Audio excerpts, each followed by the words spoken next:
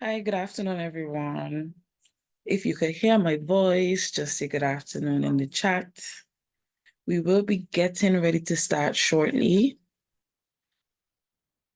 I'm actually really happy to see so much persons. I thought only 3 people would have been in class today, so awesome job. Today I'm gonna do some construction because as we noticed, the January exam, the first thing that was on it was a construction. And like I told you guys, right, that whenever you see something come in January, it kind of signifies what may come in June, just at a higher difficulty. So I want to make sure that we get some practice or some exposure with that. Um, Everybody got their geometry sets? Even if you don't have everything, at least a compass and a ruler.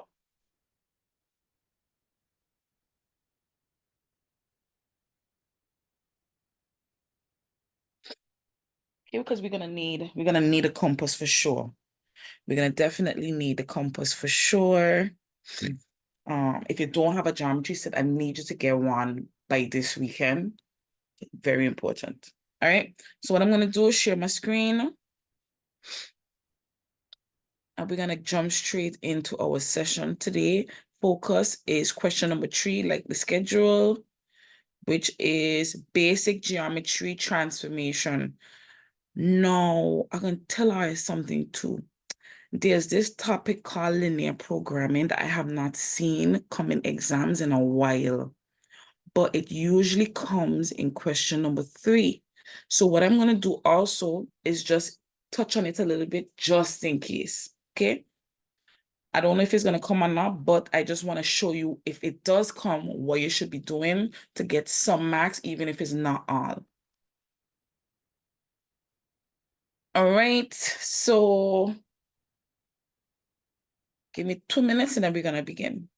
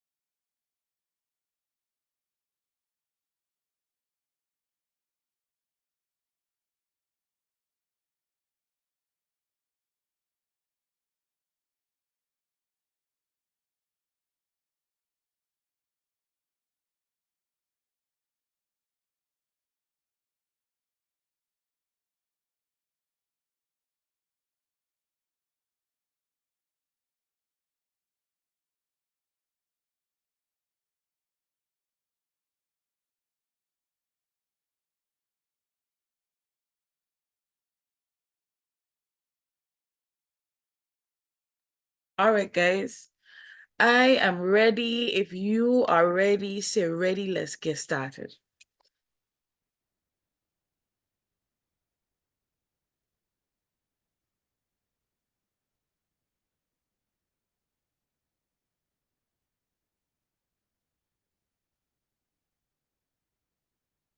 For those persons who missed last night's session, I'm gonna upload a video today and send it out to you guys so you can look at it because we did a lot. We did a lot, and I need everybody to be aware of it. Okay. So let's get started. So we're going to start off with construction, right? This first question is a construction question, but I'm just going to show you guys the basics when it comes to construction. What construction means is that you're only going to use a compass, ruler, and pencil to draw either different types of angles or to draw different types of triangles or to bisect, and bisect means to cut in half. So they may give you a shape or a line and they may say bisect this line. What else did it usually ask you to do? They don't really usually ask you to do any quadrilaterals. It's mostly triangles. So the first thing I'm going to do quickly is show you guys how to draw the different types of angles using a compass, a ruler, and I'm just going to use the protractor just to show you certain things. What else do I need? I think that's about it. That should be good. I wonder if I got other T-square to show you how to do parallel lines. But kind of hard to do it online, but we're going to try, right? We're going to try. All right, ladies and gentlemen, how do we begin? By drawing an angle. Now, these are the angles that are the easiest to draw. 60, 120, 180. All of these are drawn or can be drawn on the same curve. Then, if you want the 60, not the 60, the 30, you cut 60 in half to get 30. Now, the other thing you need to know is the 90 degrees, but the 90 degrees is the hardest one out of them. And to get 45 degrees, you're going to have to know how to bust 90 degrees in half. All right. So let's begin with the basic types of angles. So when you're drawing an angle, for persons who do technical drawing, it's going to be easy for you, right? Because these are the first things you learn in technical drawing. So you draw a line. So let's say they tell you, draw an angle ABC equal 60 degrees. Now, where AB is equal to 5 centimeters. No, that means that AB is our baseline, right? So I'm going to cut here to say this is the beginning of my A. And then I'm going to use my ruler. Y'all seen it, right?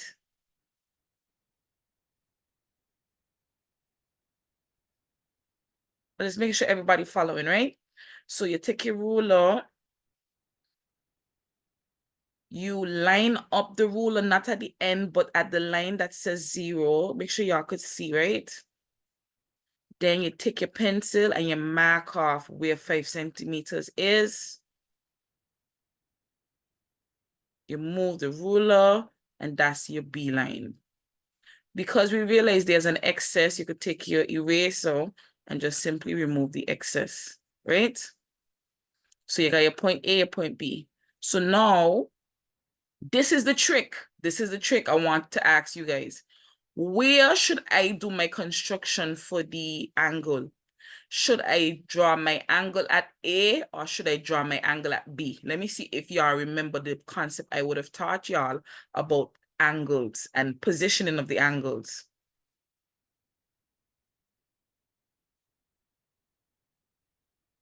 Unfortunately, guys, you guys are all wrong, guys. Why are you wrong? The angle ain't always at the middle letter, peoples. Everybody see that? Remember that the letter in the middle is where the angle is. So for example, if I want angle ABC, it's going to go A, B, and up C. So that means I have to draw my angle at B. No problem. Everybody got it? That's the trick. If the angle was CAB or BAC, that means the angle is at A because A is in the center. But because B is in the center, it's at B. So step 1, you get your compass. We're going to draw with 60 degrees and we're going to draw all 3 together. We're going to draw the 60, 120, 180. Now, because of the size of my, I think this should be okay, my compass. So let's see how our compass moves. All right. So you put the zoom back in. Yeah, that looks like it works. All right. Hopefully everybody know how to use a compass in real life, which is you do not touch. Once you open up your compass, you do not touch the legs. You only touch the little thing to the top to spin because you don't want your compass going in and out. Anytime you're drawing an angle and you realize your compass change, go back and measure the same distance or the same opening, else it's not going to be accurate. So that's the first thing I want you to know. Anytime your compass open or close and changes from the original width, you put it back so you could get it.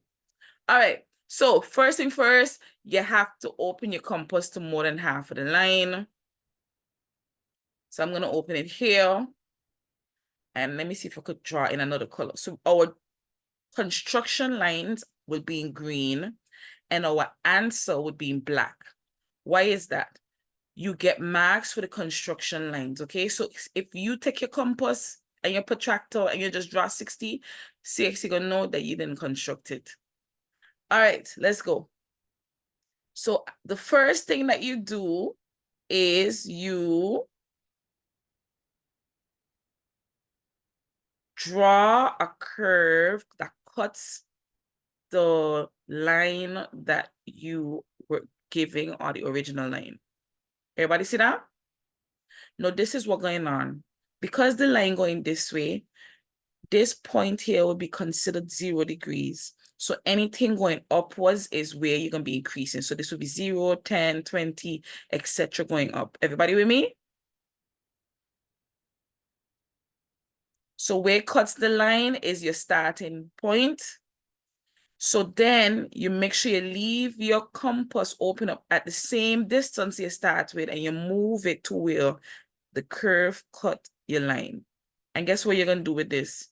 You are going to cut the curve that you drew. Are you just trying to see something here? Hold on. How do I swing this without drawing? I don't even know, but I'm going to try a thing, see? Hold on there, guys, because I want to practice this. Oh, yeah. Okay, got it. Okay. I got it. So, as I was saying, you draw your first curve, you leave your compass open up at the same distance. Then, wherever your curve cuts the baseline, my compass ain't even where it's supposed to be on the line where it cuts. Yep. Then you take your compass with the same distance and you cut that line. And guess what, ladies and gentlemen? This point gives you 60 degrees. Right here. So you take your pencil and you connect where this intersection is, and you should know what intersection mean when two lines cross each other, and connect it to your baseline. So from here to here is what we call our first angle of 60 degrees. Everybody see how we did that? What did it take to draw our 60 degrees? Only two curves. The first one, cutting the baseline. Then you put your compass where you cut the baseline, and then you cut that curve, and that number is 60 degrees. If you got it, say got it.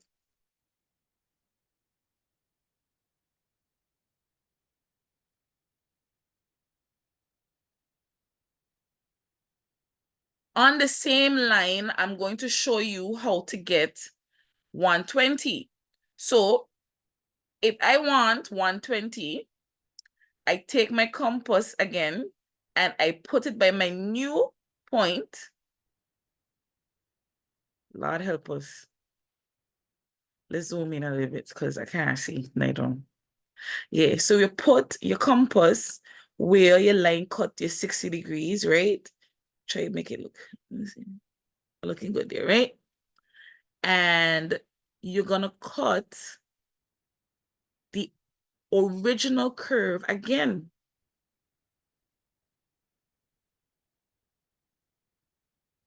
So guess what you think that gonna give us now? This new point will be our, what's 60 plus 60? You realize every time I cut the curve is 60 degrees? Anybody realize that?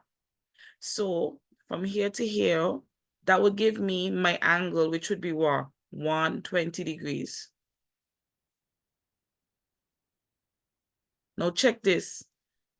If I do the same thing again, move this here and cut my curve here,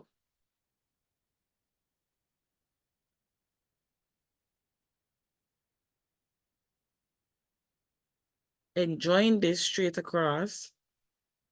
Everybody see what's going on here? Isn't that correct? 180 in a straight line.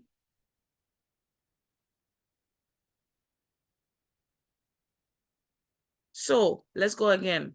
You want to draw 60, a 120, a 180, you start with your baseline. You open your compass to more than half of the line, you draw a curve all the way around, or arc all the way around. Then wherever your curve cut your original line, you put your compass here, you draw an arc. That first arc is your 60-degree. If you want a 120, you put your compass by the 60 and you add another 60 because 60, if this is 60 and this is 60, obviously that can give you a 120, right? Everybody see that? And then if you want 180, which is another 60, you just do another cut. That will give you those 3 angles. All right, do you think you'll be able to do this?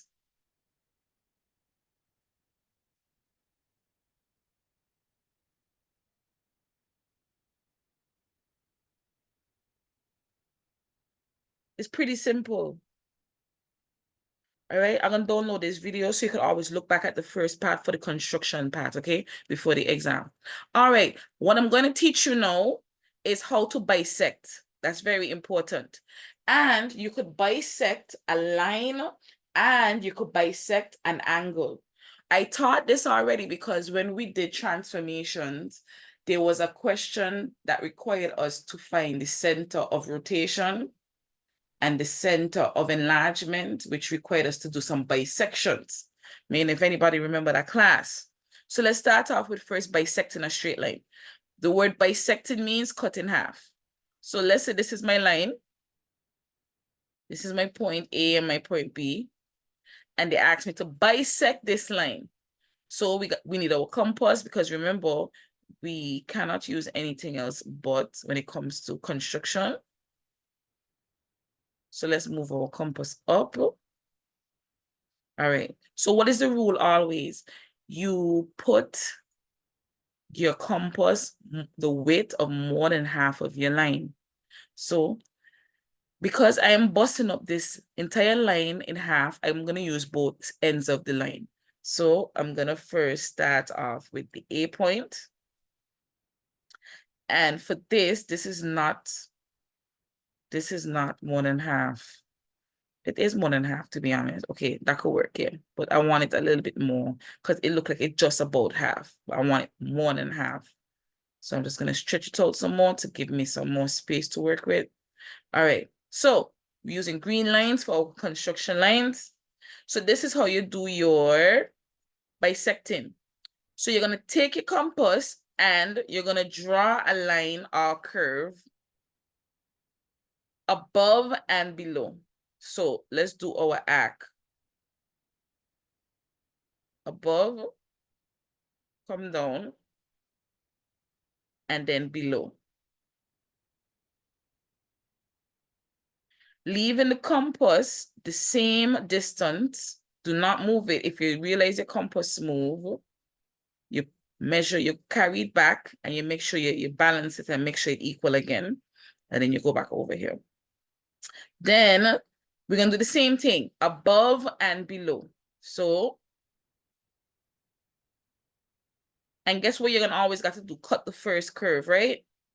So let's do that. So below, and then you move it upwards.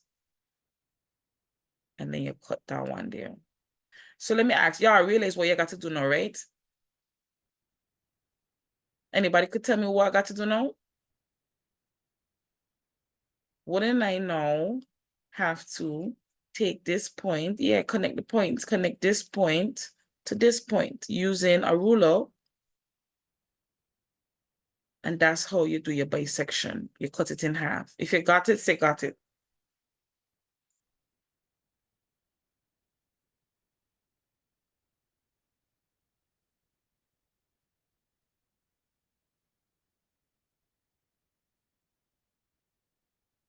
So that was bisecting a straight line.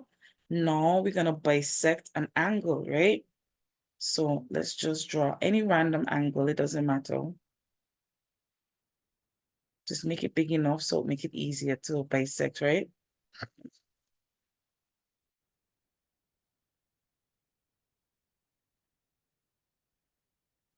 How do I bisect this angle? To make it easier, let's go back to our original. No, let me use this one first so that we could go from there. All right, so let's get our compass again. And what we're gonna do is use the endpoints. And what you will notice is that you're always gonna draw an arc where above and below, right?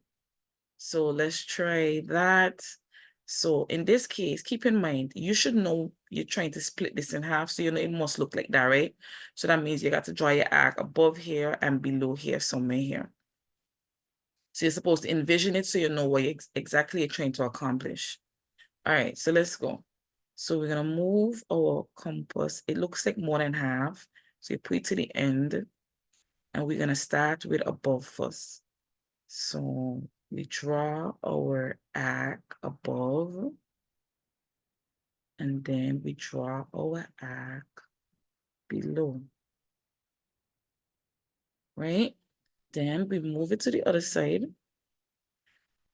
on the other end point, and we do the same thing. We leave it the same distance. So we cut the original arc.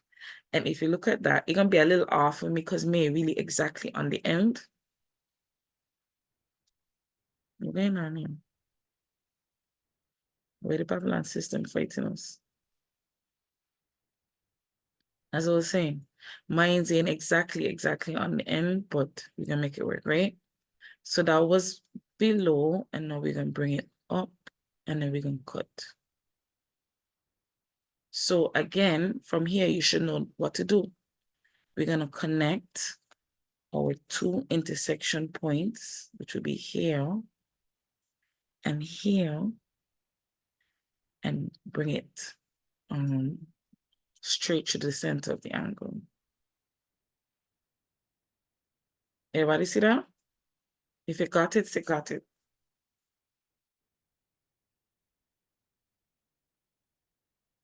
So what have we done so far? We have constructed 60, 120, 180. We have bisected a straight line. We have bisected an angle. Now we're gonna do the 90 degrees angle. What I like about the 90-degree angle though, right guys, is that the 90-degree angle needs the 60 and the 120. And let me explain to you why, because you should know math, right? What is half of 60?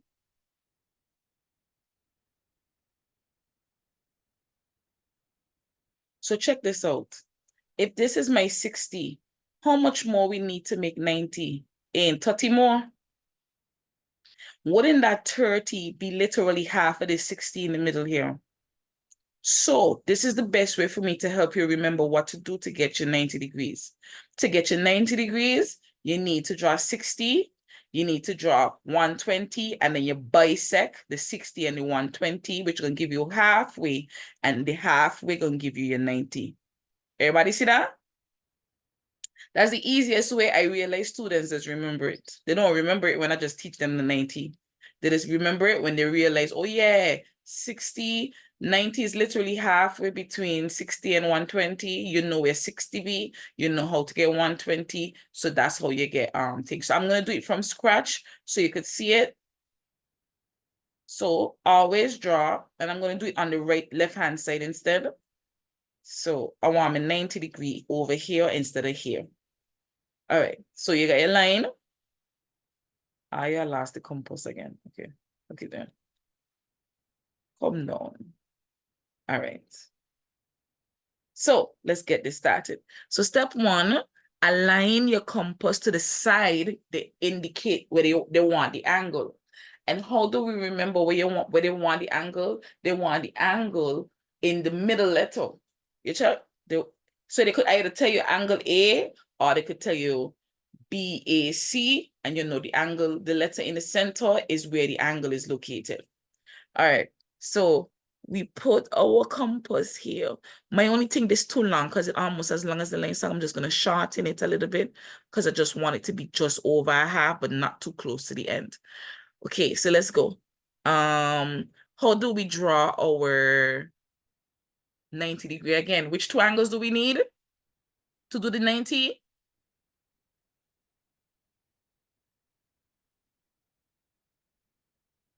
That's a question for y'all.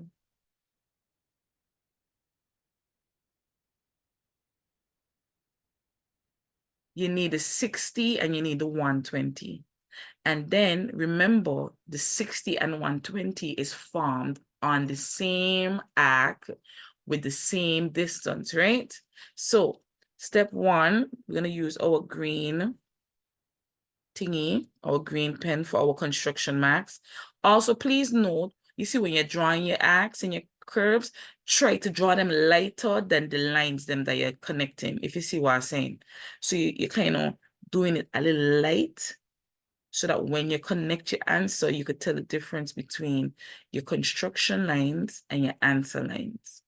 All right, so let's go, guys. So step one, we should remember is we cut our original line and draw a curve. But why everything here so ugly? Hold on there. We gotta get rid of all of these extra things. So let's just erase that. Give us room to work with. All right, we're looking good now. So let's try again. So we're starting from the bottom. We get a compass. We cut our first arc. We keep the distance of the compass the same. And so we put it at the first intersection between the curve and the original line. I wonder if I got it then. Okay, that looked like it a little bit. That's the best I could do. Hold on then. You can't see. Okay, let's see. That's the best one. Yeah. Now we draw our first arc. Well, the second one. And what angle does that represent, people? Which angle is this one?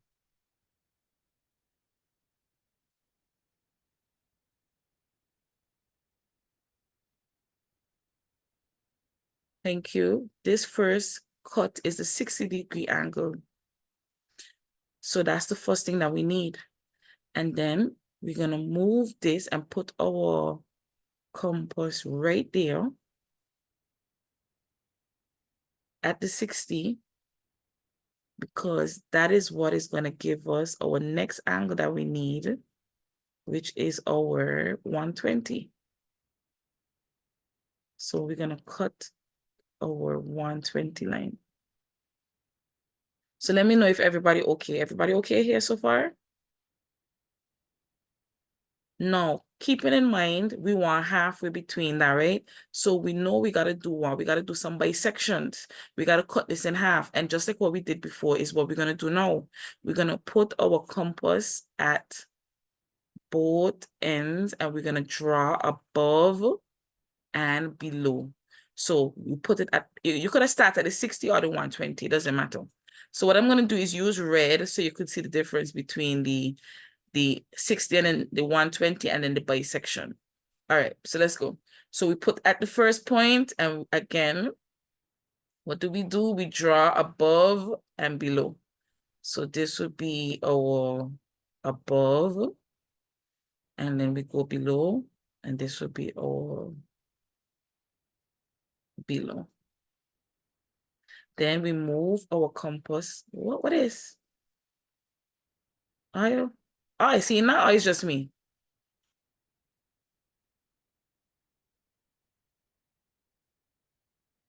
What is that?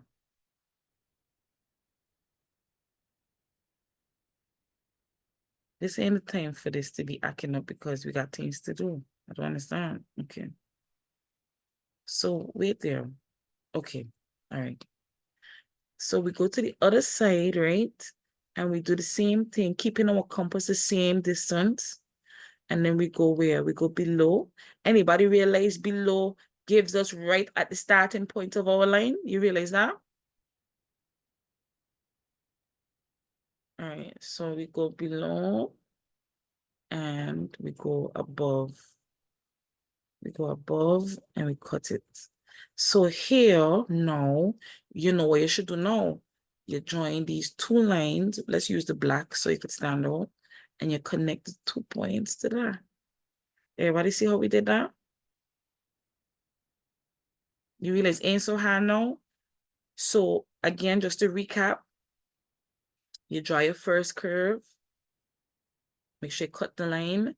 You use this point to then draw your second intersection, which is the 60, and your third intersection, which is your 120.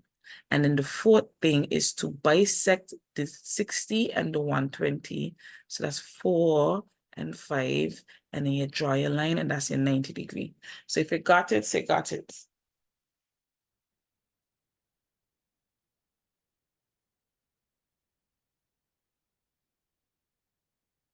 All right, so this is a CXC question I'm going to give you in shorthand. Draw a triangle. Let's pretend that's what a word is there. Draw a triangle with sides 8 centimeters and let's see, 9 centimeters with a 60-degree angle. So they're gonna give you the names of this, right? So they're gonna say, let's say this is AB.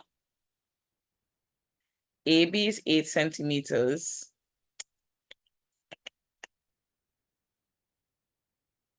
AC is 9 centimeters. And the angle is at B. Y'all ready to try? Which one you would do first? So you got sides AB, AC, and an angle at B. What would you draw first? What would make the most sense to draw first?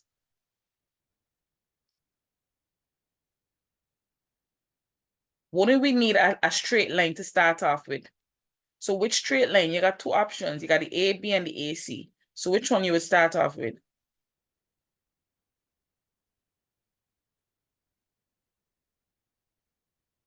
AB, okay?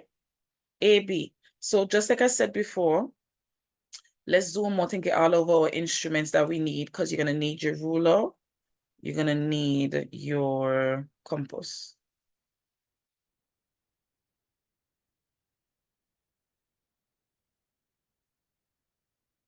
All right, so let's try draw this triangle now.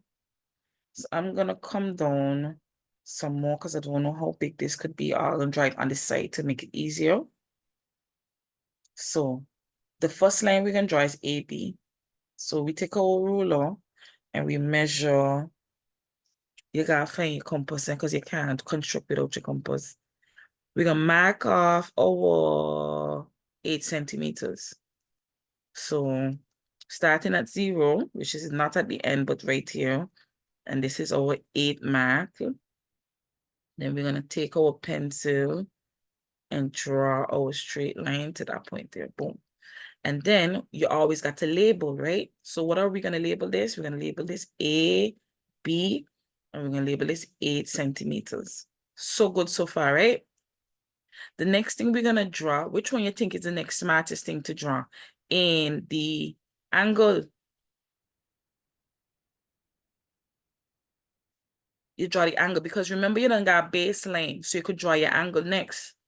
All right, so let's draw our angle. And which side we're going to draw it, on the left-hand side or the right-hand side based on this? Where the angle going? Who the angle going by?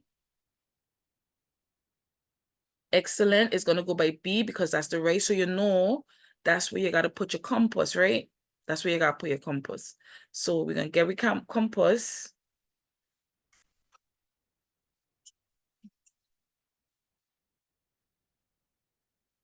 Is I in class? I can't answer right now. All right, see, as I was saying now, okay, so let's draw our 60 degree, and we know the 60 degree is the easiest thing to draw. Let's zoom in a little bit more so we could see better. So we gotta align our compass at point B. It's too long, so we scrunchie and we compass a little bit more so that it could be a little bit less than the full line, but more than half. Open it a little bit more. So we know that we need to draw a curve that cuts the line here, right? So let's draw our curve. Because we know it's 60 degrees, we know we don't even got to go all the way behind it. All right. So once we draw our first curve, then we know we got to cut the first curve to get our 60 degree. So let's do that. And so we know the first cut on the first curve is always our 60. So boom. Guess what we have now? We now have our second line of our triangle. Now, what do you notice though? You realize though that we don't have the length of the line. What point you think gonna be up here? What point you think is gonna help us find somewhere up here? We got A, we got B. What point do you think we're gonna need up there? C. Excellent. But we don't know how long the line BC is because they didn't give us BC. So what you're gonna do is just draw. Some people calling me a lot. I don't know. I'm coming, guys. You're gonna draw this line long until you get the other information from the other cut. Everybody see that? Hello? No, this is the part now you have to learn how to do. How do I draw a AC? Some people think you have to use your rulers, but you cannot use your ruler because you don't know where exactly the AC line gonna go. So this is where you have to learn how to use your compass to draw the length of a line given the information. So this is what you do. You take a compass, you put the point at 0. Let me zoom in here because this is literally what you're gonna have to do for the January exam that we're gonna do next. Then you bring it across and you stretch it until how much it was again? It was 9. It was 9, and so you bring it, you open it up to 9 centimeters, and then that's what you're going to use. So now I have a question for you. When you put it at A, because what line we draw? We're going to draw AC. What do you think you're going to cut with this? You're cutting the curve or you're cutting the line? Serious question. The curve or the line?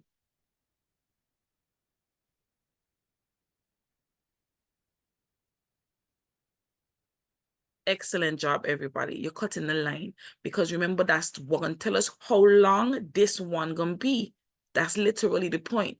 So excellent thinking, very good. So you cut this up here, and that is where it tells you because this line gonna be 9 centimeters, and now this is gonna fit the dimensions of the triangle that you're actually trying to form. So then you draw this here, and so this becomes your C. And now that you know that this is how long you want it, you get your pencil and you darken here to here because no, that is your correct triangle. If you got it, say got it.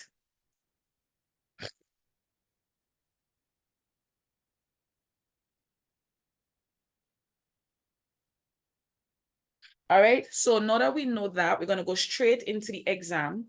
Like I told you guys, tonight we're going to go through a topic I have not gone through yet. The reason I didn't teach it is because it has not come in the exam for like 5 years, but I believe in teaching everything. So even if it comes, you are able to get some marks from it. So just to quickly recap, question number 3 is basic geometry, and that's things with angles, triangles, quadrilaterals, polygons. So that's basic geometry.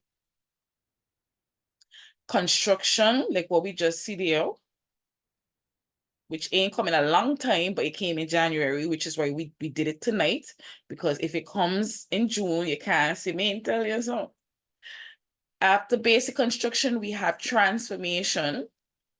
And you should know we've done a class on transformation in depth, which would be translation. And you know what translation means, right? X and Y.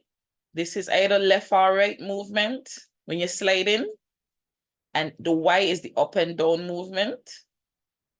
Then you have reflection. And what information is important for reflection? The mirror line. And you should know that if you got a shape and it looks like that, the reflection is the inverse version of that, but the distance is the same. So if this is one box, it got to be one box across and it's inverted like that. Everybody with me, right?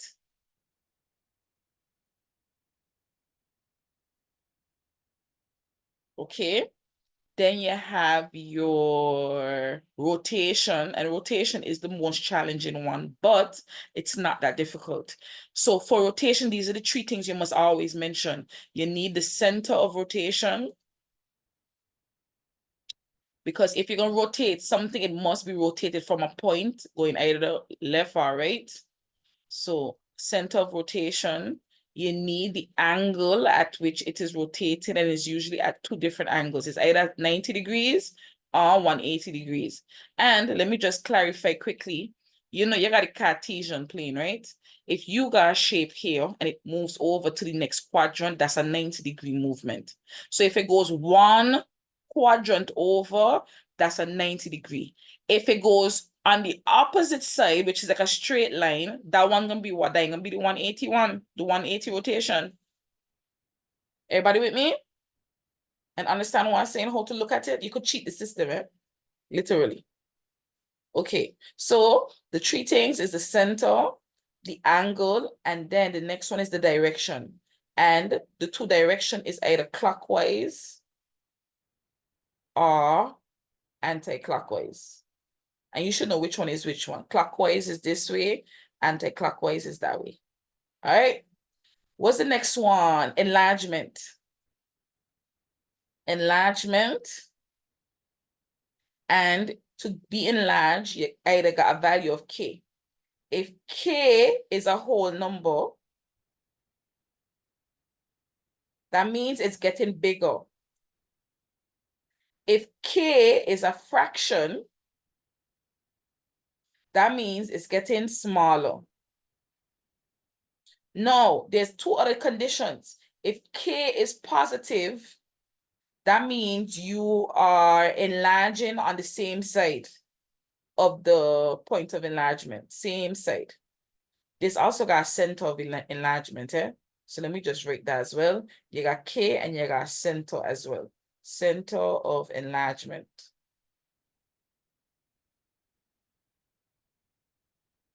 And when K is negative, it's on the opposite side of the center. We're going to go through that now. In addition to these topics here, there's one topic, the one I have never seen in a while. It's called linear programming. I think I did it once online. But I'm not leaving class tonight until I go through this. So if you're really interested in at least making sure you're aware of this topic, hold on, okay? All right. So y'all ready to start the exam past papers now? We just finished a whole topic in what? 47 minutes? Not bad. Are you ready? Say what again, Leon? Which part? The different topics? As I was saying that I'm gonna go through this before we end the class tonight. So we're going into the exam questions now. So all I need to know is if you are ready, and if you are, you're gonna say ready.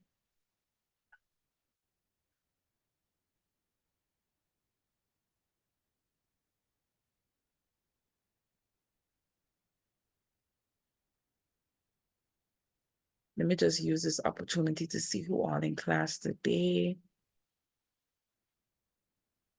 Okay, love to see it. Love to see it. All right. Okay, question 3 for most people is one of the poorly done questions, but if you kind of prepare yourself properly, it shouldn't give you no trouble. So this was January 2024. Let's bust through this quickly. It says in a triangle ABC, AC is 8 centimeters, BC is 5 centimeters. So you see this one ain't give us no angle. All it gave us was two sides. Using a ruler and compass only, construct the triangle ABC. The line AB has been drawn for you. So because this is January, they didn't give them such a hard one. They gave them one of the baselines, and all they got to do is draw these two.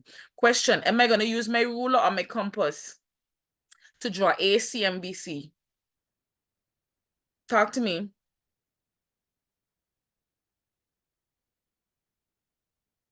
Compass, guys. Main teacher, I just know. That's why I asked, you know. I just tell her anytime they give you two lines, if it was the baseline, you use your ruler. You see what I mean? But they gave you the baseline already. So any other line that you draw must be used by the compass. Everybody with me? Because, for example, if you use your ruler, how are you going to know where to stop or what angle to use? Everybody see what I'm saying? There's no way to know how big or how small to do it.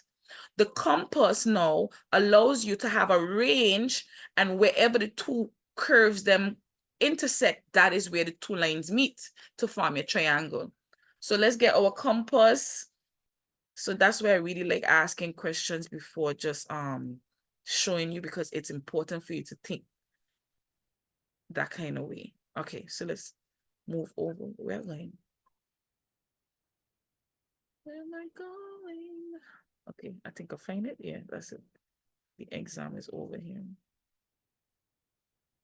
Okay. All right, so let's go. So they give us oh, I can see it kind of light to me. I don't know if it's my eyes. Yeah, seeing? I'm gonna zoom in more, obviously, but when I was zoomed in, I was seeing. So yeah, seeing okay here? All right. So this is obviously too big. So we got downsize, we got scrunching, we think, because remember, we want our compass more than half, but less than the full line.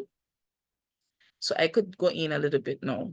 So before I start doing that though, I actually need to measure my 2 points. So if I put my compass at A, this is a question for y'all. How open should I open up my compass if I'm gonna start with the A point? Let's see who's thinking. What am I gonna try to draw in? AC. So if I want to draw AC, how much should I open up my compass? That means you already understand what I'm trying to say. I am not constructing an angle. I'm not bisecting. I'm drawing the line AC. How long is the line AC? Everybody see the difference? Look it up here. So from A to C is 8 centimeters. So I got to open my compass to 8 centimeters. Where's the ruler now again? Everybody understand what I'm saying now? You're using the compass to draw your line. So that's why you cannot go and just take the ruler and draw a line. You're using the compass, but you're opening your compass to the distance that they want you to draw, which is 8 centimeters. So you take your ruler, you match up the end, and then we're going to open it up to 8. Hold on. We're going to open it up to 8 centimeters. So now that we got 8 centimeters, I can move the ruler out the way because I don't need it. Now I could draw my 8 centimeter curve, because think about it. No matter where this curve go, from this point, all of it ain't gonna always be 8 centimeters. So let's use our green pen for our construction line and draw our 8 centimeters curve. And we know how far it gonna go, so we're gonna just draw it straight across. Yeah? Everybody okay? Now, how much do I open my compass now for the BC part now? How much do I open it up to?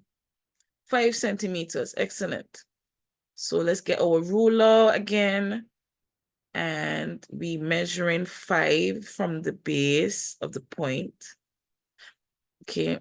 I hope you understand why you're doing this, because the ruler can't flip around. So I got to start from 5 and go back. So that means I got to bring in my compass.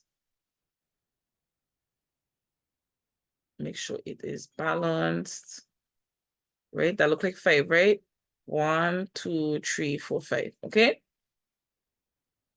Zoom out, move the ruler, and then we cut. Oh Lord, hold on. Go back. Oh no, what did I do? So let's zoom back in there. So I gotta make sure my point is connected. Oh my God, guys, everything going wrong. Hold on there. Compass, come back. Okay, so we gotta measure back again. So 5 centimeters, we want it open up to. So put this here and we bring this over and then we bring it in to 0. Yeah. All right. And now we cut here because that is our 5 centimeters curve, cutting our 8 centimeters curve. So essentially what this represents is where both lengths of line meet. So what do I do from here, peoples? I now get my ruler and my pencil, and you see what point you're going to be drawing it from.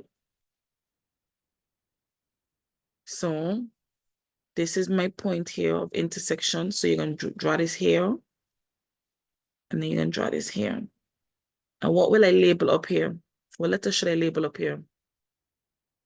Yes, you should. But you see, they don't give me A, B. So what am I going to label up here? I'm going to label up here C. And that's your triangle. Yeah? No, because you don't need all of this, you could literally leave it, or you could just erase that big thing there and keep it like that. All right, let's keep it moving. So that's our construction question. I'm hoping that you guys remember everything we did, and then we go from there. All right, now let's look at the next question. Oh, we ain't done. It says measure and state the value of angle. Let's zoom in, BAC. So where should I go? What angle they actually asking for? Are they asking for angle C, angle A, or angle B? Let me see if you are paying attention to me. Let me see if you are learning something. Excellent job, ladies and gentlemen. Cookies for everybody. Because A is in the center, it means that they want angle A. So that means, how do we use, what instrument I need to use to measure this? Because now it's a measure. So what instrument do I need to use to measure an angle?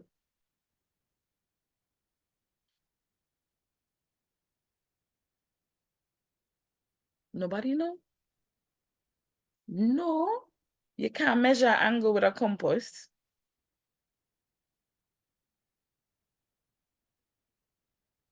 You can't measure an angle with a ruler. It's a protractor. Oh, scared me, and the guys, scared me. I know which one is the protractor. Which one is the protractor? That, which one is two things here? Which one is the protractor? Yes, the half a circle, the semicircle. Okay. Oh, Lord, help me. All right, so let's go. Now, my question to you is, I'm going to put it and y'all going to read it because I need to know if y'all know how to read a protractor. First thing first, do you know how to use a protractor? Is this correct? Did I put a protractor the right way if I want to measure A? Jesus, where you gone? No, because the center of the protractor got to be at the same place where you're measuring, like this, right? Yeah? Next question. Which scale you're using? You're using the outer scale or the inner scale?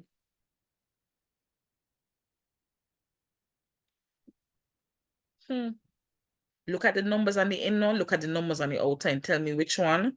But this is a serious question. Which scale you're going to use?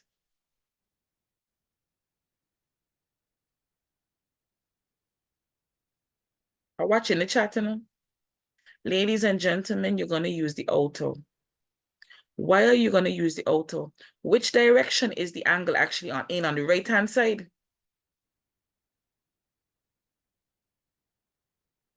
Where is 0 on the right-hand side? Jesus Christ, it gone again. Oh, what's going on? It's the Babylon system, you know. As I was saying, you got to look for where zero match up with the baseline of the shape. Zero is on, look at it. Zero over here is on the inner scale on your left-hand side. That's not where the baseline is. Watch where the baseline is. The baseline of the shape is on this side. So the zero is on the outer because this here is 180. Look at it, 160, 170, 180. You cannot read a protractor from 180. Everybody understand what I'm saying now? Where I asked you which one you're going to use? That's very important. So we're using the outer. No, guess what you're going to do for me? I zoom in as much as I can.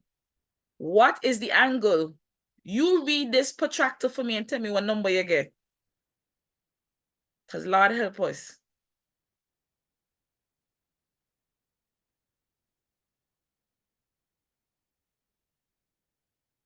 Excellent job. All those who just hit 35, you're wrong. 35 what? Cat? 35 what? Gum? We're going in this exam to leave no crumbs. You don't ever put a number without the units. So if you're talking about degrees, you say degrees. If you're talking about money, you put your dollar sign. If you're talking about the number of chickens, you write chickens. Make that a habit now. We got 2 weeks to go. Excellent job, everybody. So our answer is 35 degrees. So let's keep it moving. So you can just put 35 degrees here. All right, next one. So they say now, the diagram below shows an equilateral triangle. What does an equilateral triangle mean? It means that all angles are the same, and what else? All sides are the same. Everybody agree? So I have a question for you. What is the size of every angle inside of this triangle here? I know this is easy. If this is 13, that's 13 centimeters. That's 13 centimeters. I didn't ask for the side. I asked for the angle. What's the size of each angle if all of them is the same? Let's see who's thinking. How can I work that out? Can't be 90 because 90 times 3 is not what all the sum of the angles in a triangle equal to. And I did not ask for the sum of the angles in a triangle. I asked how much is each one of these triangles, each one of these angles. Kanava says 60. How you get 60? All of the angles in a triangle add up to what? Y'all just calling things. You got to think. All of the angles in a triangle add up to what? If all of them add up to 180 and 3 of them are the same, that mean I could divide it by 3 because that will give me 3 equal angles. And 180 divided by 3 is 60 degrees. These are the things I expect y'all to be able to figure out on your own. You got to use the information that you know. You know all the angles add up to 180. You know it's 3 of them and 3 of them equal. So you could divide by 3 to find out how much is 1. And that's standard. Any equilateral triangle, the angles in it is always 60 degrees. Everybody with me? Yes, Kanava, that's why I tell you, like, you had it right. Excellent job. Don't bang me. All right, let's keep it moving. No, even though we in question number 3, and this is something I want us to understand right now, do not go in the exam expecting to see what we do tonight. What you should be going into the exam is to think how they could take everything we do tonight and do it in a different way. How we could take what we know and look for it in the question that they give us. So even though, right, question number 3 is basic geometry, you know what is also possible? What could come in question number 3? What else is on the geometry in general A? Trigonometry? Everybody understand what I'm trying to say? It is possible, with a list of topics, it is possible for them to bring trigs in question number 3. What else topics come on the trigonometry? Trig ratios. What else? Sine rule. Cosine rule. All of these things are possible to come under this topic, okay? Similarly, anything that got to do with angles could come onto this topic here.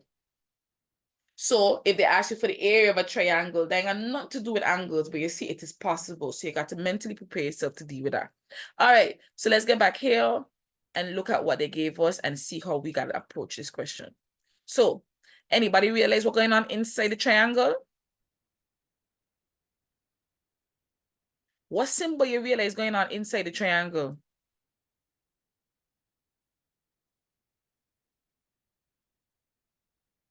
Everybody see the 90-degree? So essentially, there's a way to actually look at this where they broke up that triangle in two.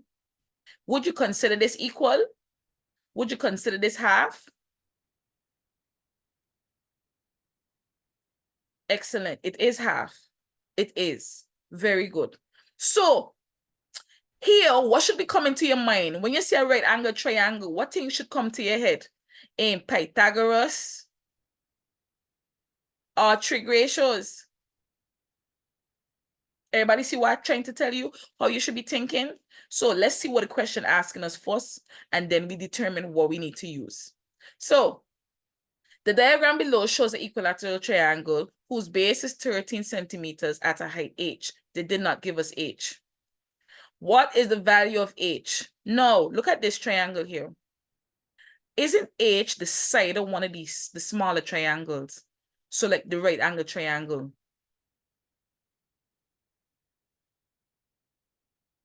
So let me draw this here quickly so you could get an idea.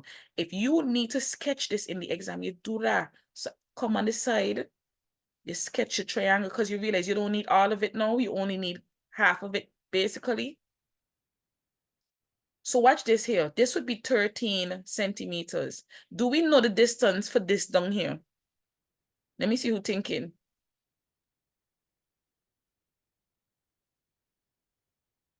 What would be the distance here?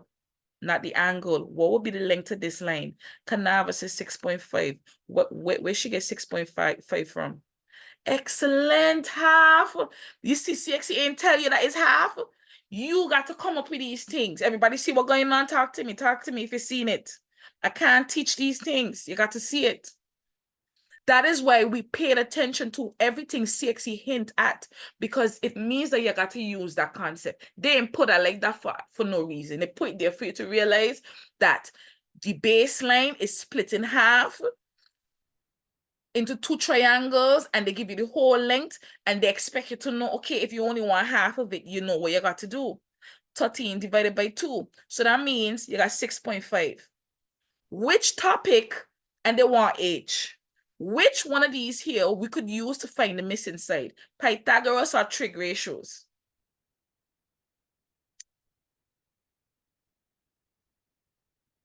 That's a question for everybody, eh? You gotta choose one. Pythagoras or trig ratios? I need to see, because this is where it comes down to you and you in your exam by yourself. How do you think? You gotta start pushing yourself to choose a side. I need to see more answers. I'm waiting to see more people trying. Which one you would use, Pythagoras or trigs?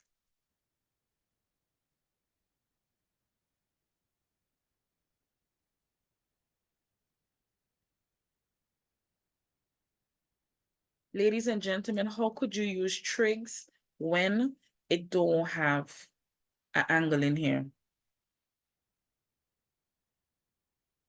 Now, the truth is, you could use both, eh? You could use both. But based on the information given at the moment, why I can't use trigs? Trig doesn't need an angle inside here to tell us who is the opposite and the adjacent and well, you don't know who's the hypotenuse. Talk to me if you see what I'm saying. And this is why it's important to know the difference between the two. Pythagoras, you use Pythagoras when you got two sides and you need to find the missing side. You use trig ratios when you need to either find the missing side or the missing angle, but you must have the side and an angle. Everybody understand what I'm saying? Tell me if you got it. I'm gonna say it one more time. Pythagoras is used to find the missing side of a right angle triangle if you have 2 out of the 3. So if you got 2, you could calculate the third one. You don't need angles to find the missing side for Pythagoras. It's only the sides. Trig ratios must have one side and one angle. Why is the angle important? Because the angle tells us who is the opposite, who is the adjacent, because then how you gonna know which trig ratio to use? Yin and an angle, yin and a trigs. Please lock that in your brain now. Lock it in now. So when we move forward, I shouldn't have to hear anybody not sure which one to use, because this is question number 9.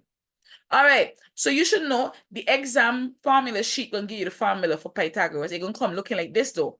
C squared is equal to A squared plus B squared.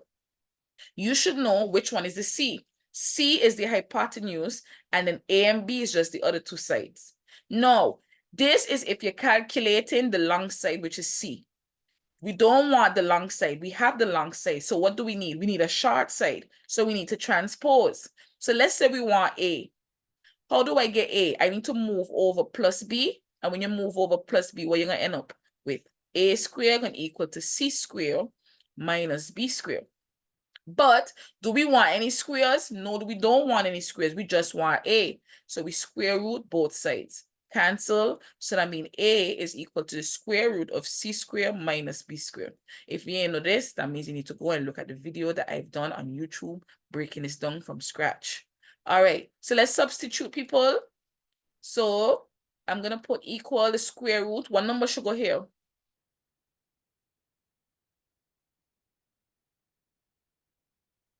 Which number is C squared?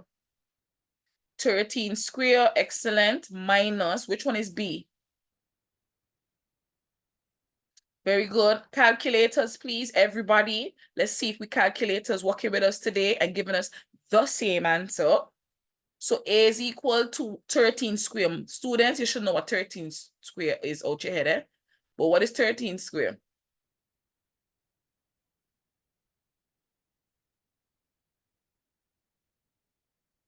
Everybody should got a calculators close by. We're not in English class. Hello.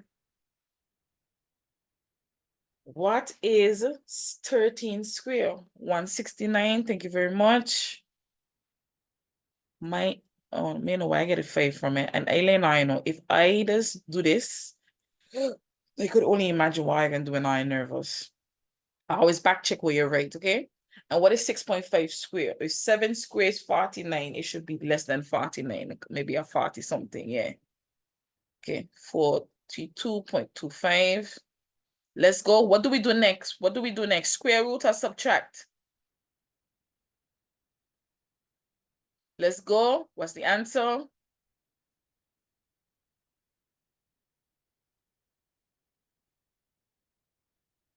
$126.75. Let's go finish it. Square root that.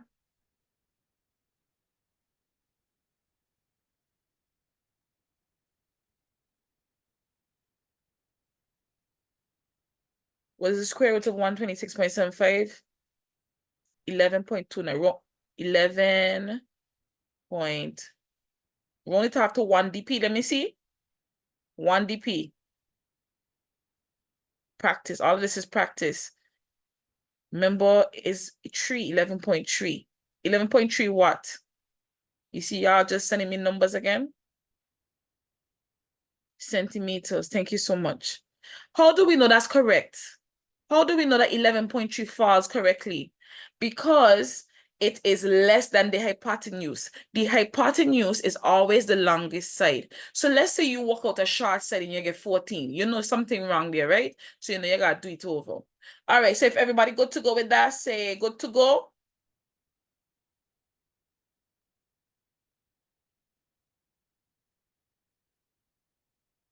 So again, how did we answer this question? We looked at what we realized we saw in the example, and we use the information, and then we say triangle. Okay, anything with a triangle, finding a side, I gotta be thinking Pythagoras or trigs. Then you look at what you have, you realize it can't be trigs because we ain't got no angles. But the truth is, we did have an angle, eh? We know that this angle is 60, ain't it? Anybody realize there's another way? And if this was 60, this would have been what? Opposite. And this would have been hype. So what we would have used for opposite and hype is sine theta. Is opposite over hype. And then we substitute and solve. So I just let you know, this is a second way to do it. A lot of people calling me right now. I don't know how come, but we in class. I can't answer people. I'm in class. All right, so let's get on to the nitty-gritty here. Once you see this come in January, it means it's coming for sure. The diagram below shows three triangles, P, Q, and R. Triangles P, Q, and R are images of triangle P. That means that who is the original? If Q and R is the images, who is the original? P. That means P is the first position. Then you got to go in alphabetical order. So don't forget, object is the original. Image is what happens after you do the transformation. Yeah? Now, even before we look at the questions, let's look at what's going on here. Look at P to R. Which transformation you think could move this from there to there? Is it a translation? Is it a reflection? Is it a rotation? Or is it an enlargement? Everybody got to try. Which one you think it is? I literally went through the explanation earlier. I explained all four. So I want to see who locked in. How does P move from where it is to where it is by R? What is that?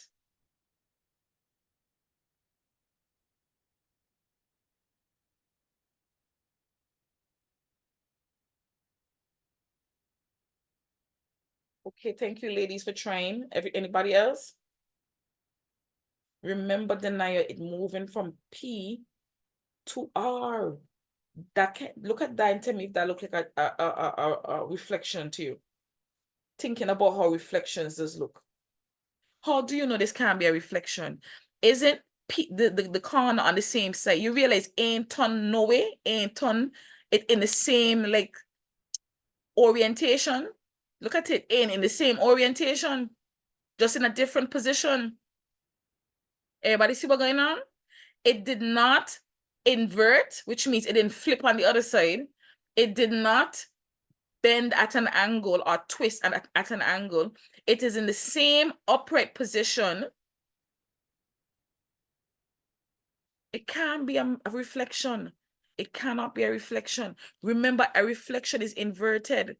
It can't be a reflection. I'm talking from P to R. It would have been flip on the opposite way. You would be able to tell that it's an image reflection. This is a translation. What does that mean? How did this shape move? This shape ain't move to the right and then move up. Talk to me. So how do we write a translation? A translation ain't written as a vector with the X movement to the top and the Y movement to the bottom. Keeping in mind, you have to count how much boxes in it. And then if it moves to the right, X is positive. And if it goes up, Y is positive. Somebody tell me what the answer is there. Look at this image and tell me what is the translation vector. I am not doing this. Y'all got to learn how to do these questions on your own. Let's go. Count, look, choose a point and look at the corresponding point. So for example, what I mean by a point? Let's say you choose this tip. Look at where the tip move and tell me how much boxes it move across and up. So what is my X value? How much to the right does that point move? 12, you sure? 1, you sure? Come on, guys, you could do this. Count how much lines across it goes over. 4, you sure?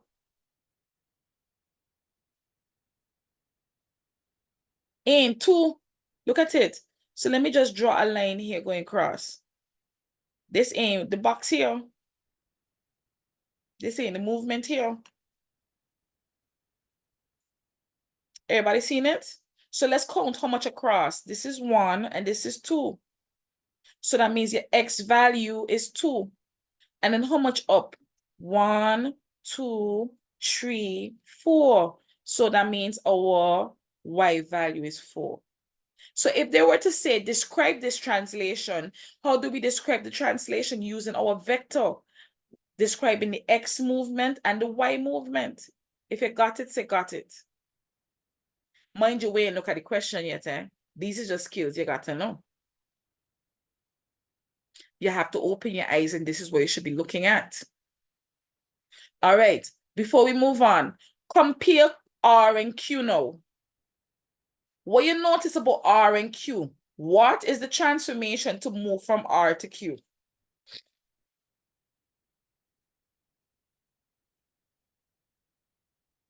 Is it a translation again? Is it a reflection? Is it a rotation, or is it an enlargement? No, we're cooking on gas. We're cooking on gas. Excellent.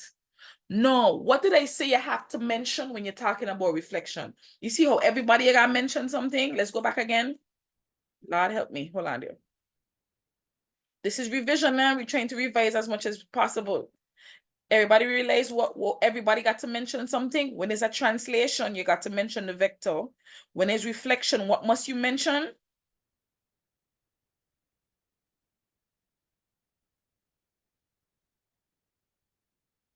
You can't just say a line. You got to say a mirror line. Everybody see that? A mirror line. Then for rotation, I recapping this again. Rotation, you have to mention the center of rotation, the angle at which it is rotated, and the direction, whether it's clockwise or anti-clockwise. When it comes to enlargement, two things you got to mention: the center of enlargement and K. And these are the four different ways K could come. If K is a whole number, the shape get bigger. If K is a fraction, it gets smaller. If K is positive, it's on the same side as the center. And let me explain to you. Let me draw this quickly because I think I need to do that. Let's say I got a shape that look like, let's make something easy. This, a square, right? And they say my center of enlargement is here. So anybody remember what you were supposed to do? You're supposed to use the center as the point and draw through a line through every single point. Anybody remember this? I remember teaching this. Even if you remember everything exactly. Hello?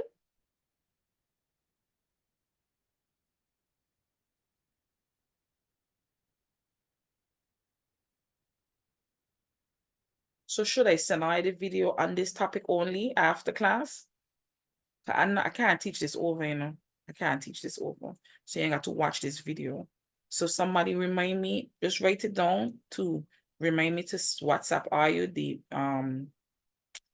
video, the YouTube video. Not Leon telling me send on. Celeste, Gaio. All right, so all I want to do is explain what it means to be positive and negative, right? So check this out. If it's positive, our whole number, the shape gonna get increased on this side here. It gonna follow the same lines. Everybody check what's going on? At least trying to. It ain't perfect because my lines ain't straight. But everybody see how it's supposed to look?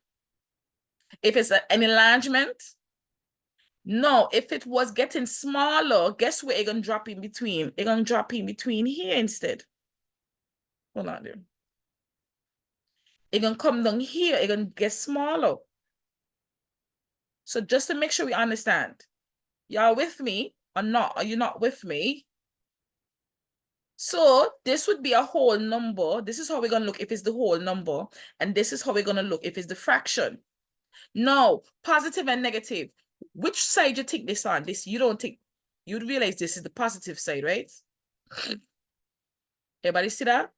If it was the negative side, no, this is how it's gonna look. I'm gonna use yellow. If it's on the negative side, instead of going over on this side where the shape is, it's gonna end up going over on the opposite side. Sorry. This thing's so retarded. Hold on. So it will pass through the center, but it's gonna go on the opposite side. Hold on again, Lord help me. It's gonna pass through the center, but it's gonna go over on the next side. I hope I see what's going on. Look at the black lines. So if it's negative, this is where the extension lines got to be on the opposite side of the shape. So everybody understand the difference? So positive, if K is positive, it can come over on the same side with the shape. If it's negative, it can go on the opposite side of the shape. It can pass through the center, but on the opposite side. If you got it, say got it. All this was for me to sketch and make sure you understand what your thing's supposed to be looking like. All right, so let's move back on to the exam and finish up this year, January 2024. So we can get some more. So let's answer this question. This was really easy. So it says here, describe fully the single transformation that maps triangle P onto R. We ain't done do that already. P onto R is literally all you gotta do is put 2, 4. You got to say translation of 2 to 4. Everybody with me? You get 1 mark for saying translation, 1 mark for saying the vectors. I don't understand what you're confused about. What are you confused about? If you're confused about this, what we did over there, you're going to have to look at the video from the previous class. Do not worry about that now, because I'm not teaching that now. So it's nothing to be confused about, okay? In your own time, you're going to watch the video and you're going to go through because I break it down from scratch. All right? Okay. Next one. But everybody understand this answer? They say describe the transformation. So you must say translation. You must state the vector. And then it says from R to Q. Didn't we do that already? But what we missing? We know it is a reflection. So that's 1 mark. But what we need to state, we can't just say a reflection. What is the thing that we need to state again? I keep asking these questions to make sure you remember. No, a reflection don't use vectors. What does a reflection use? People? Yes. Anybody else? What does a reflection use? And we just went through it. No, clockwise is a rotation. Reflection ain't got nothing to do with thing. The mirror line. Right or wrong? So let's go back over it one more time because you got to lock it in. It don't make no sense. We go to questions if you don't know. Let's go again. Translation is the vector. Let's go. Translation, you have to state the vector. Reflection, you have to state the mirror line. Rotation is the hardest one. You got 3 things you got to state. The center of rotation, the angle, and the direction. Enlargement, you have to state the center and K. And these are the 4 different Ks that you got to use. All right? Let's go, guys. You got to lock it in. You got to lock it in. So, get back here. We know it's reflection. Who could tell me what the mirror line is? I taught this already. I need to know if anybody could do it. The mirror line must be in between the 2 shapes, halfway. What is the equation of the mirror line? So you're either telling me an answer or you're going to say, I don't remember or I don't know. But don't get me sitting on here waiting for it to answer for 40 years.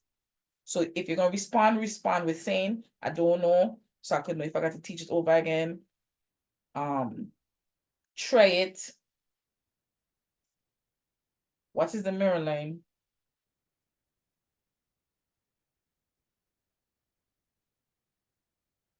Okay, Denaya said 2. Bernice said 1, 2. It can't be 2 numbers. It got to be 1 number. Let's go. Come on. Let's go. Let's go. Let's go. Ishvan said 2. Kanava said 1. Janilla said 1. Let's go. More people. I need some more. Train. Let's go. Look at it. Look at it.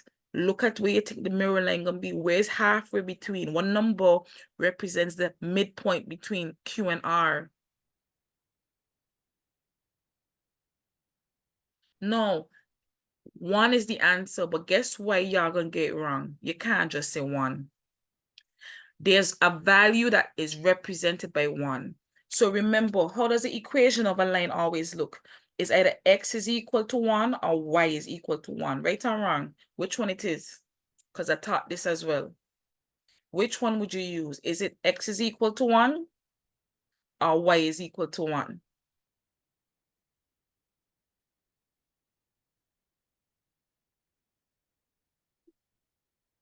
The answer is x is equal to 1. Look at it. This in the x-axis here. This is 0 for x. This is 1 for x. This is 2 for x. So first thing first, where's the mirror line? If you were to draw it, it would be here. Let's make sure everybody understand that first. Is that true? How do we know that's true? This is 2 boxes. 1, 2. This is 2 boxes. 1, 2. So that's halfway between them. Now, this equation of this line, no matter where this go, x is equal to 1, because you realize it ain't gone over to x is 2 or x is 0. Where did this line stay on? This line stayed on x is equal to 1. That is why that's the equation of this line. X is equal to 1. If you got it, say got it.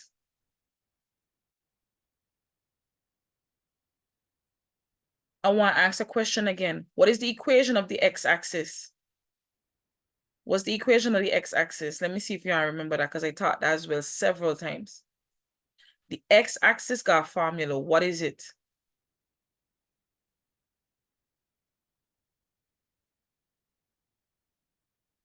I should put on a sad face.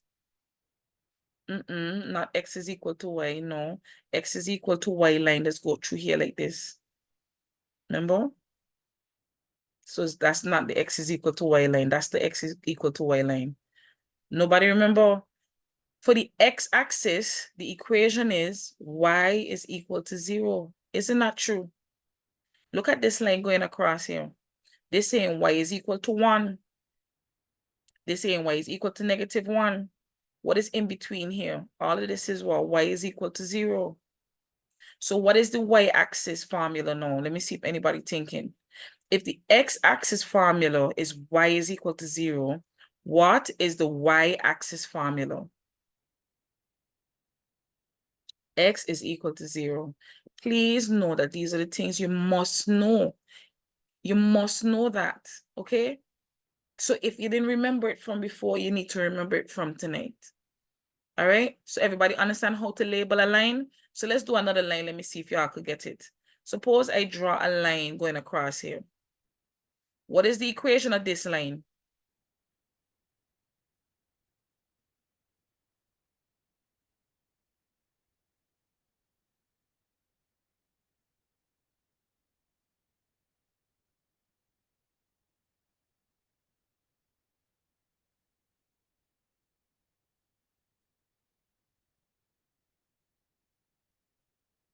Nobody trained? But how you get +4 though? Watch what numbers we dealing with here. Watch where on the y-axis we get at. So one person got it. I'll move on if nobody try, because it don't make sense if I'm talking to myself. Try. Stop being punks. The answer is y is equal to -4. Because if you look at it, -4 is the answer, and look at it, is y. This is y is -1, y is -2, y is -3. So it got to be y is equal to -4. All right, so that's it. We just finished the January exam. From a scale of 1 to 10, how difficult was it? 10 being extremely, I can't answer nothing.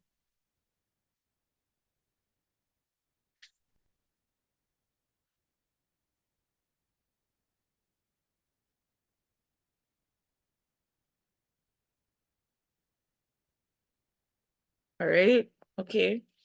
All right, not bad. Let's move on. Next question. All right, so it says here the diagram. So we're going to do June 2023. This was last year exam. The diagram below shows a semicircle with diameter AC. So you see, we hear in some words, AC is the diameter of semicircle. So that means what thing should be coming to your head? Circle theorem should come to your head, even though this is question number 3, and circle theorems come in advanced geometry, but circle theorems is geometry. So that means you can use it here, right? It says here, B is a point on the circumference where AB equal to BC. So what type of triangle this is, guys? What type of triangle is ABC? I got these two dashes here. What does that mean? Excellent, is an isosceles triangle. So that means if A here is 8.2, here is 8.2. Do you agree? Based on circle theorem, they tell us that AC is the diameter. Isn't there a rule that tells us what type of triangle is formed if this is a semicircle? Anybody remember? What angle is this up here then? Automatically. That's one person telling me. Angles in a semicircle is what? If you ain't know these circle theorems, no, I don't know.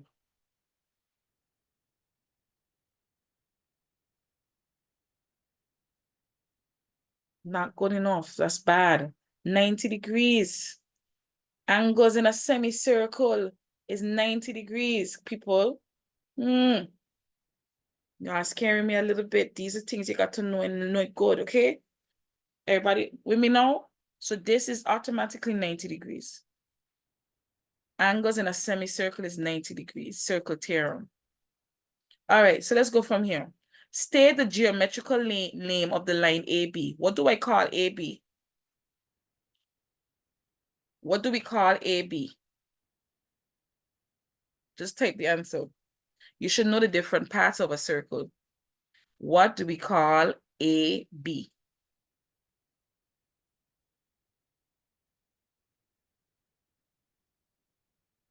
Can be the diameter if AC is the diameter.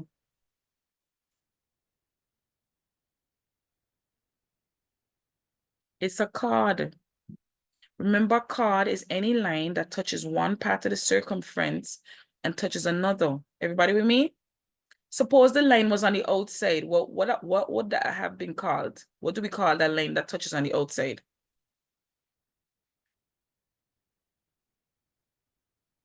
Tangent. Okay, excellent. All right. So look how easy, Max, that is. This is called a chord. So that means, look at this, right, guys? If this is the diameter, that ain't mean that here would be the center and a line from here to here would be what? In a radius? You realize they didn't tell us that, but we should know that. Right or wrong? They didn't tell us that, but we should know that. And even from that, that means that this would also be what? In a 90 degree here too. And a 90 degree here too. Because this is what? A straight line. And when you bust up a straight line in half, 90 degrees is on both sides. Please realize, I hope y'all realize what I'm doing. I always add context and information, even if they didn't ask me to, because that is what's gonna help me when I look at the questions. Everybody understand what I'm saying? So I just looking at it and pulling out all the facts that I know about this. I'm gonna just write it in because it could be the thing that helps me to figure out how to answer the question. So that's the first thing. Find the value of the radius of the circle. Same thing I say. The radius of the circle would be half of AC. Do we agree?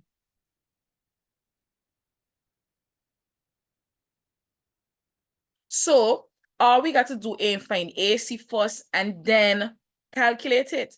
What information we know? We know this is a 90-degree triangle. We know this is 8.2. Anybody could tell me what rule we could use here? Because I want to know if I'm going crazy. This is a right angle. We got two sides out to the tree. What rule allows me to find AC?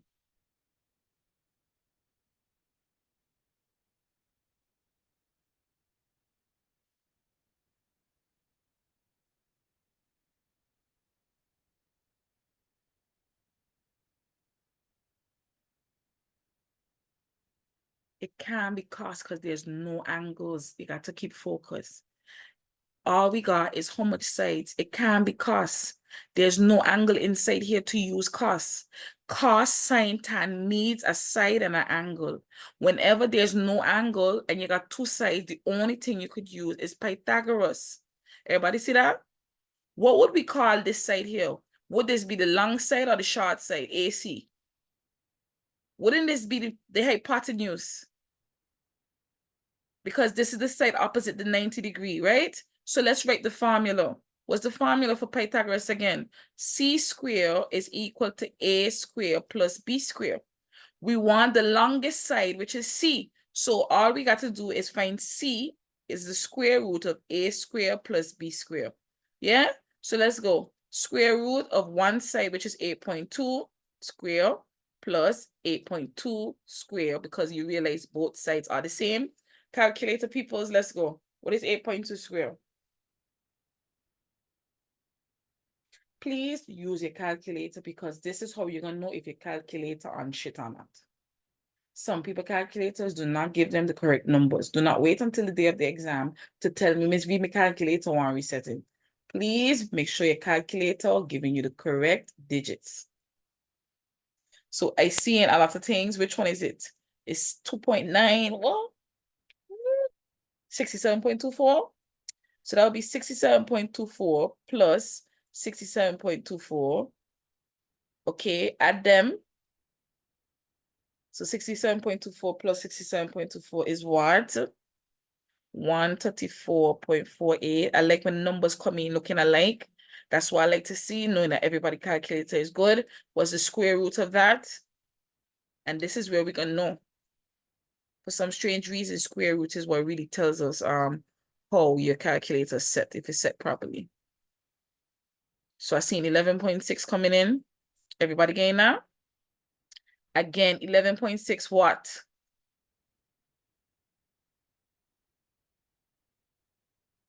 11.6 centimeters. Everybody realize this is similar to the exam before as well? Anybody realize they keep doing that? Anybody picking up the pattern? With the right angle triangle? Coming in different ways? Hello?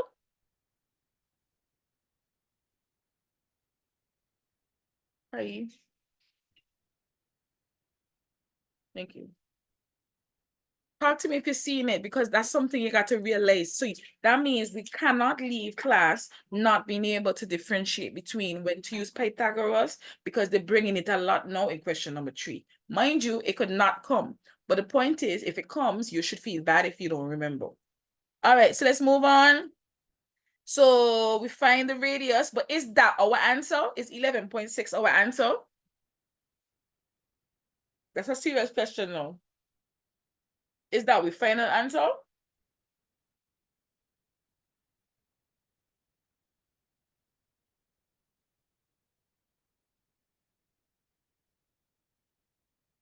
I need to know from everybody, yes or no. Is 11.6 the final answer? Why not? 11.6 represents the entire diameter. Right or wrong? They're on the side C. But what they ask us to find in the radius. So that means, what do I need to do to change this number to the radius? This number represents the diameter. How do I change a diameter into a radius? Excellent. And when you say cut it in half, what I mean? What does cut in half mean? Excellent. Divide by 2. Very good. So you say 11.6 centimeters divided by 2. How much is that? 5.8 centimeters. Excellent. If you got it, say got it.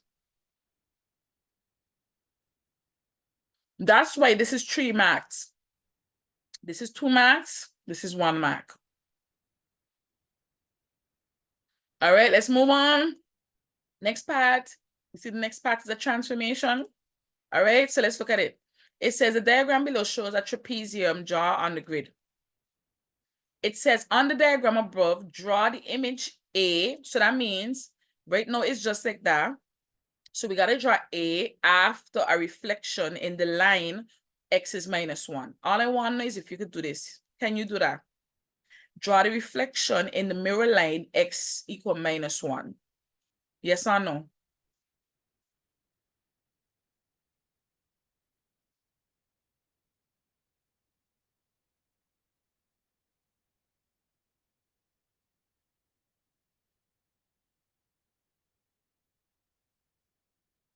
I'm watching the chat.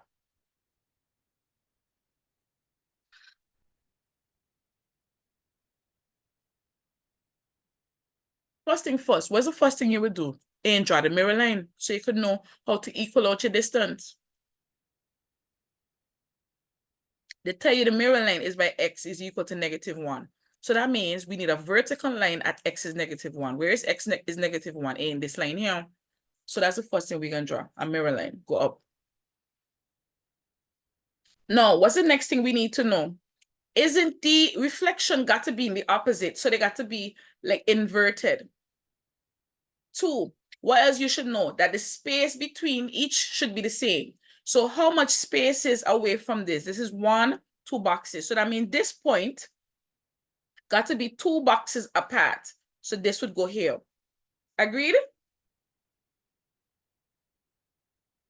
How wide is the shape? The shape is 2 boxes across. So I know I gotta go 2 boxes across. So that's the baseline I got so far. No, let's go up. So I gotta go up 2 boxes. So, because if you look at it here, it gotta be on the same. Oh my God. It gotta be on the same line, right? So, how many boxes across do I gotta go? 1, 2, 3. So this is where it is. So I gotta go across 3 boxes from the mirror line.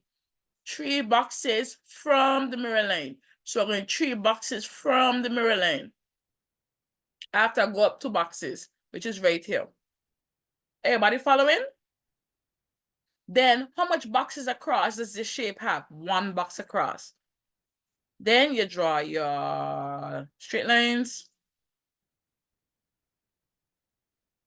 Boom, boom, boom, boom. How do I label this shape? A prime. Prime means that this is the image. The original is just A. If you got it, say got it.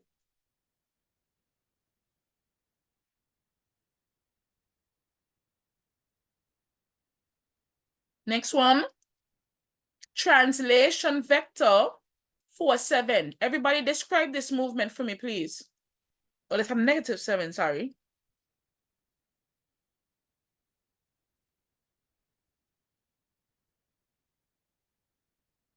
What type of movement is this? Somebody say write down. Is that true? 4 right, 7 down. Excellent. Everybody agree? Because x is positive here, so that's right. Y is negative, so that is down. So let's do that. Somebody remember those numbers for me. 4 right, 7 down. So you got to go with the original there because it said the image of A after. So how much it is again? 4 right, 7 down. So let me erase all of this. Do you think you could do that? So before I do it, do you think you can do it?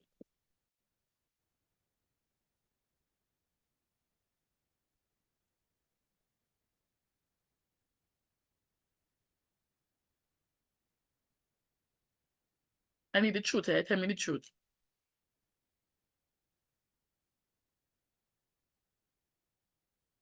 Okay. Let's go. 4 right, 7 down. And I tell you the bottom part first. So 4 right. 1, 2, 3, 4. Sorry, I'm eating at the same thing because I'm hungry. 1, 2, 3, 4. That'll bring me here and 7 down. 1, 2, 3, 4, 5, 6, 7. That's where my point gonna end up. Because I got common sense, me ain't got to count the rest of them, you know. Y'all got to count the rest of them, or you can figure it out from here. Because I know the shape needs 2 across. If this is my point line, it will be 2 across, 2 up, 1 across, and down. If you got it, say got it.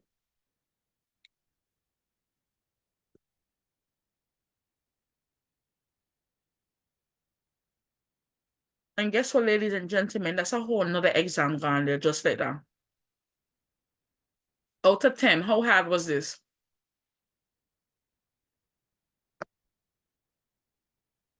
You know what, actually? A better question. Rate your understanding out of 10. 10 means you understand it good. 1 means, or 0 means you ain't understand it at all. That's a better thing.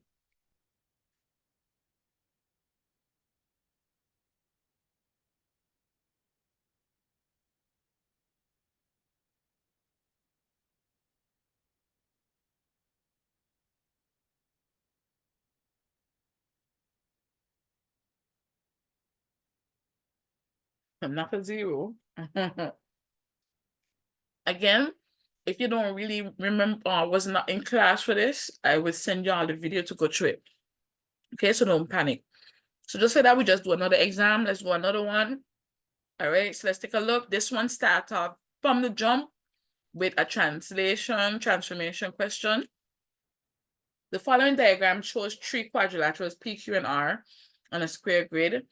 Q and R are the images of P. So that means P is the original. After it underwent 2 different transformations. No, just by looking, what is the transformation from P to Q? I'm so confident that I can get this right. Yeah.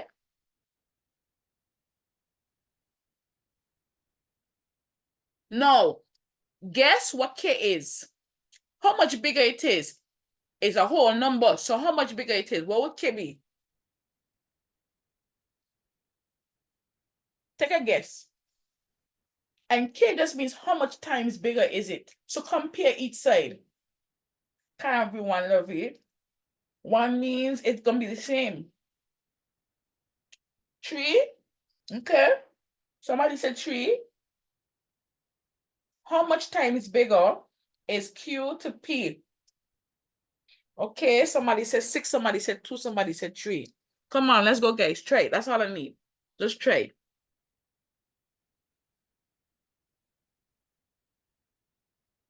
I want to hear a joke. Nobody said the answer, you know. But I appreciate you guys for trying. The answer is 4. Check this out. This got 1 side, 1 box. Everybody see that? Anybody want to change the answer? They're holding it down. I need to throw people off, eh? So I'm being honest with you. I intentionally saying things to throw you off. So I'm going to be fair. What's your answer? What do you think it is? Is it 3? Is it 4? Is it 6? You gotta pick one. Pick one.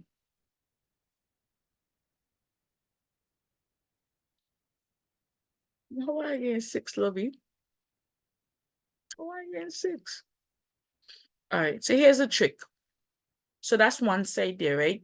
Draw this side here. This is where you can't compare 2 opposite sides. You gotta compare the same side. So this side uses 1 box. How much sides this one use now? Tell me if you see it.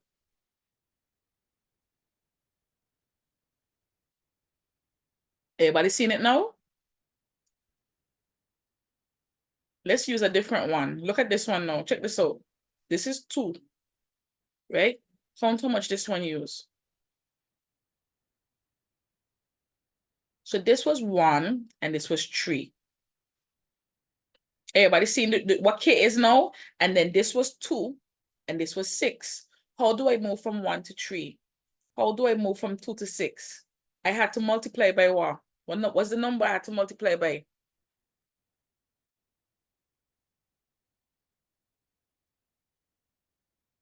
In 3.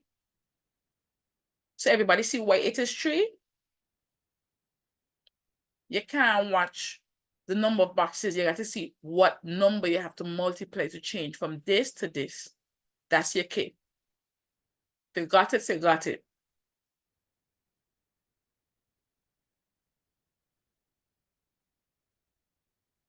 All right, let's look at P to R. Which one you think? Which transformation you think is P to R? What we're going now with P and what we're going now with R? Which one you think could make it look so? Yes, the answer is 3, Lovey. Yes, K is 3. So for this one now, how do I get this to look like that? Which transformation can make it kint up so?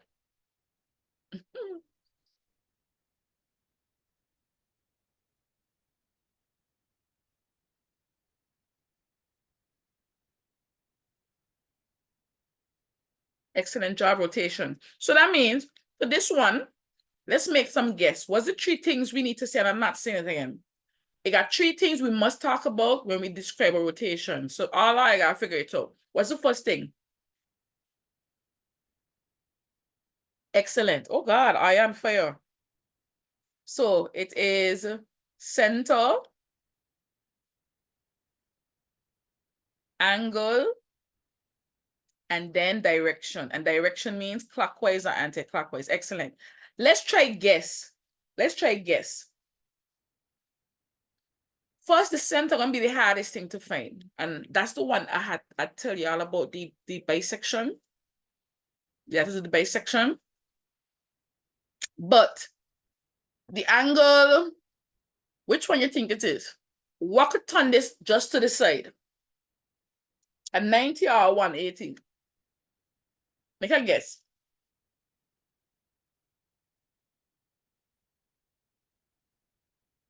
Excellent job, people. Oh my God, yes.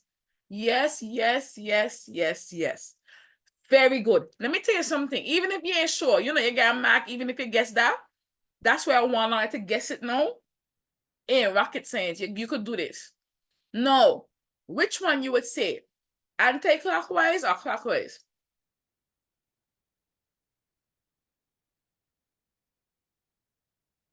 So guess what? Suppose in the exam, you can't remember the center, but you could remember the angle and the direction. That's 2 out of 3. Everybody see what I'm saying? Because getting the center is a little bit more work. All right. So let's look at the questions and go from there. So this entire question is based off of this, eh? This question is only transformation. The entire question number 3 is transformation.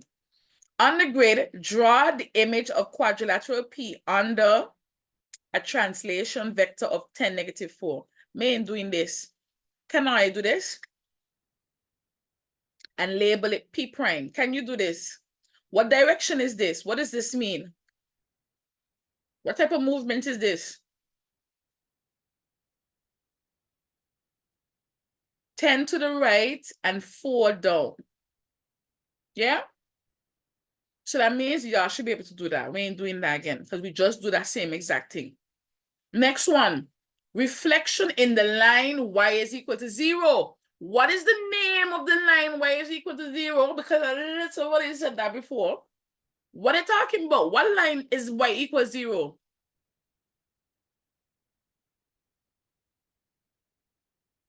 That's our class not done right now. Oh, the x-axis. Everybody remember that? If y is 0, that's the x-axis. If x is 0, that's the y-axis. So we know how to do a reflection. That's easy. So let's do that one because I just want to make sure y'all good to go with that. Y is equal to 0.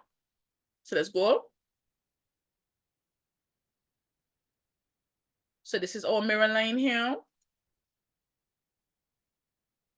So let me just zoom out. How much boxes away is it from the mirror line? 1, 2, 3, 4. Remember, this is a reflection, This is not the translation. I didn't do the translation because y'all could do the translation. See what I mean? We're doing a reflection. So the reflection, how much boxes away from the mirror line? 1, 2, 3, 4. So that means from the mirror line down, you got to go 1, 2, 3, 4. Everybody understand? So it should look like this. However, it's supposed to look like that. I'm just doing a little sketch. Everybody see what I'm saying? Hello? That's actually the answer. I didn't even expect it to be perfect, but that's actually the answer. Because it's reflected in this line. 1, 2, 3, 4 boxes away, 1, 2, 3, 4, 4 boxes away. All right. So we did that as well. So that's 2 marks each. Because guess what? You can get 2 marks. Why is this one 1 mark and this one is 2 marks? You know why? CXC, no students don't remember what this means. CXC, no students ain't gonna realize that this means the x-axis, and to reflect in the x-axis is 1 mark, and then you got your image, and then you label it P double prime. P double prime. All right? Moving along. Next question. Describe fully a single transformation that maps on P to Q. So let's go. P to Q. What's the first word we should write here? P to Q. What is that? We literally talk about it. P to Q is a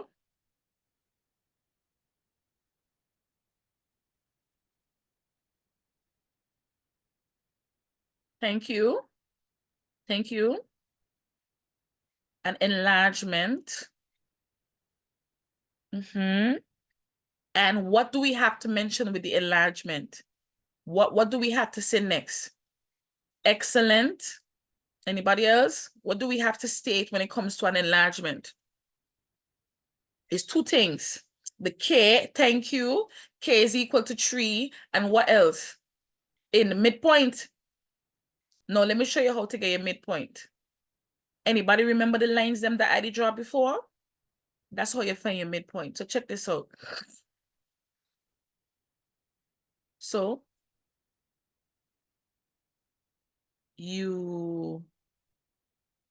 this is the point here. You match the points them. So you gotta draw the points them to match the points. Everybody see what I mean by match the points? So if this is the left-hand side, you join them two together and you extend it. Then you're gonna do the top and you extend it. I don't find my center. Anybody realize the center don't find? Hello? And then the bottom to the bottom. Everybody see the center now? So the center is a point. What point is that? I definitely ain't doing that part because y'all supposed to be able to do that point. What's the coordinates of the point? Of the center?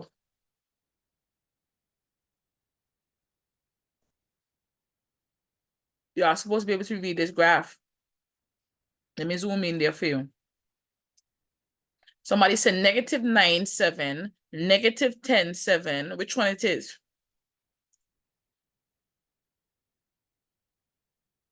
Excellent job. How did they get that? Look on the Y. X is always first. So it connects with X is -10. And it gone up where X is 7. Excellent. Was that hard? Next question. +3 or -3? +3 or -3? Trick question. Watch the diagram. I spoke to y'all until I how to know if it's positive or negative. If it's on the same side, it's positive. Ain't on the same side. Both of them ain't on the same side of the center.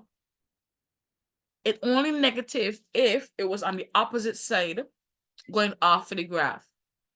Both image and object is on the same side of the center. So it's positive. You see what I'm saying now? If the enlargement was on the other side of the center, it's going to be what? Negative. Let me go back to the question I did. Wait, I sketch it out, ain't? Hold on. I think I did. I did. Look at here. If the object and the image is on the same side, look, if the object and the image is on the same side, it's positive. If the object and the image is on opposite sides, you see what I say now? Then it is negative. So this is the center, same side positive. If it's on the opposite side, negative. All right. Guess what? Last one. R. So what does it say? It says from P to R. We done map out that there already, innit? So which ones we know for a fact? Out to the tree. We know it's a rotation. And we know we need to state that we need to state the center of rotation. we need to state the angle and we need to state the direction. Out of these three, we done got two. We know this is anti-clockwise. We know that the angle is 90 degrees. The center of rotation. Should I do it to show you how it look? Okay, for interest of time, I'm gonna go to the past paper exam and show you from what a website that is go through with I again? Pass. What year that was? This is January 23. Hold on there. June 23. Is this January 23? All right, hold on now. No, it's not. Okay, this is January 23. Okay. All right, seen it?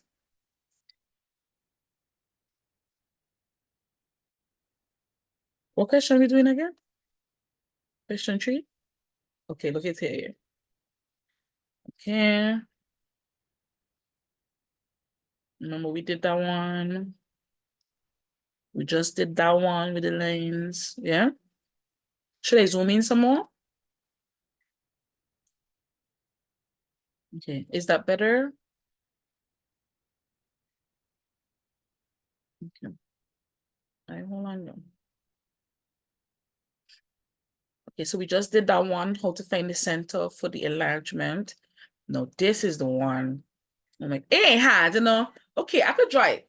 In my mind, I don't know why. I felt like it was a lot of work. So y'all want me to do it from scratch so you can see?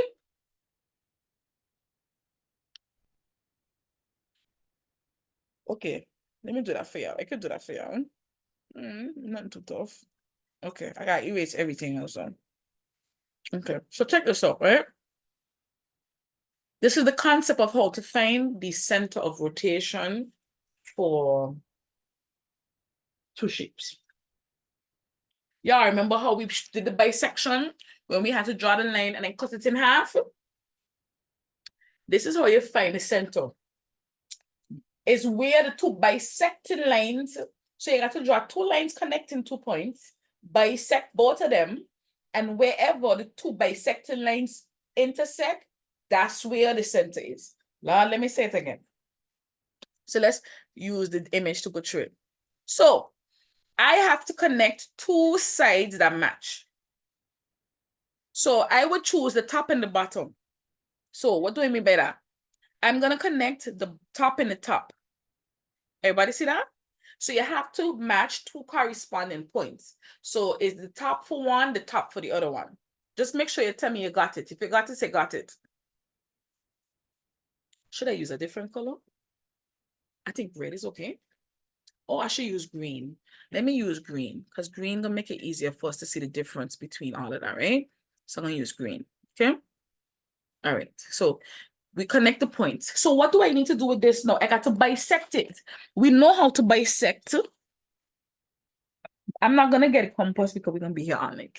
I'm just gonna show you the bisection lines. Oh, you know what? Let me do it completely so that if I see it come in the exam, I could say, yeah, remember I do that again. So they know how to do it because we did it already again. Okay. So grab your compass. And you know when you're bisecting, you got to do what above and below, right? So let's make this smaller because as it stands, it's longer than the line. So we make it shorter than the line. And then we're gonna draw our curve above. And then we're gonna draw our line below. Then we're gonna go on the opposite side. Let me just move this up a little bit. Okay. Oh, you're watching, right? You put it here. And then same thing, just like before, you cut below and you cut above. Oh my God, I moved the thing. Okay, below, you cut below and then you cut above. And that's your first bisecting line. And that line I am going to draw in red because that's the line that's the most important, right? So that's the first bisecting line here. Okay? So now we need to connect two other points and bisect that. And then wherever that next red line intersect with this red line is where the center is going to be. So you see why it's kind of tedious, but we could do this. So let's do the bottom now. So we did the top, we did the bottom. And anybody realize why I chose those 2 points? Because it's the easiest to form a straight line without running into other points, if you see what I'm saying.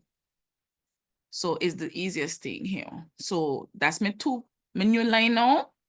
So I'm going to get my compass. And it's way longer than my line again. So go back up, let me take the shift. So we make it shorter than the line. And now we draw an arc. It's just like not unnecessary, it's just above and below. You gotta be careful, and you see how much different lines are seen there? Then you're gonna go to the other point and you're gonna cut that above. Oh, I see what happened there.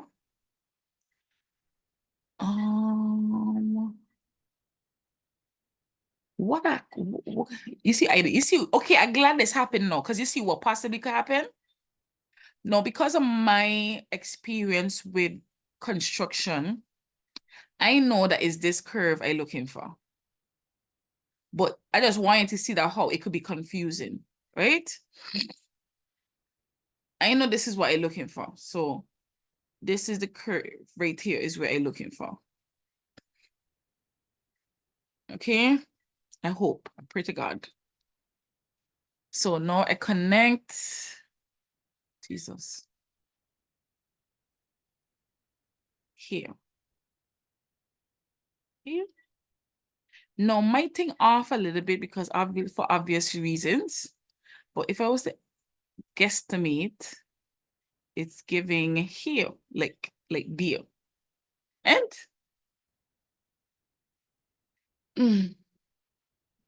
maybe I should have do the blue for you. Oh, no, we're right. -4, 2. Let's see. I think that's it here. -4, 2. We did it. Even though it's a little confusing. It kind of close, right? Y'all seen it, right? It off by a little bit, but y'all seen it? This one don't got a construction line, so it's easier to see. So let me explain what they did here. They draw the 2 lines and they bisect it, and that's the bisecting line. They draw the 2 lines, they bisect it, and then where the 2 bisecting lines intersect, that's your center. That's all you need to know, to be honest. You can't get bisecting lines without your construction lines, obviously. So once you remember how to bisect, you should be good to go, okay? Everybody with me? So now we know, just to revise quickly, let's revise quick. We know how to do the center for rotation. The center of rotation needs, I think I should write this in our book, okay? To be honest, I think you should write this. Rotation center is where both 2 by 2, where 2 bisectors intersect. That's for rotation center. For enlargement center,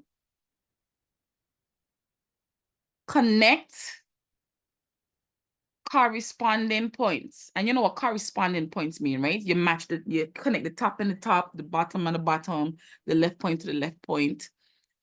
Where they all intersect,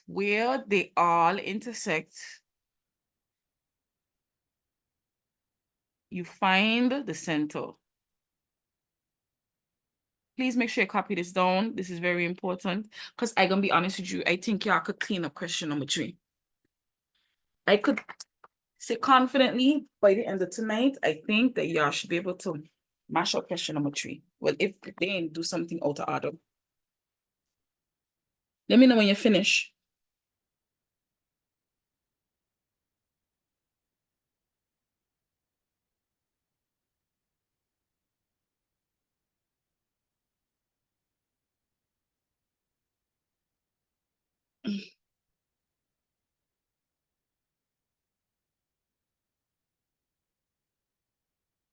Like I was saying before, right, guys?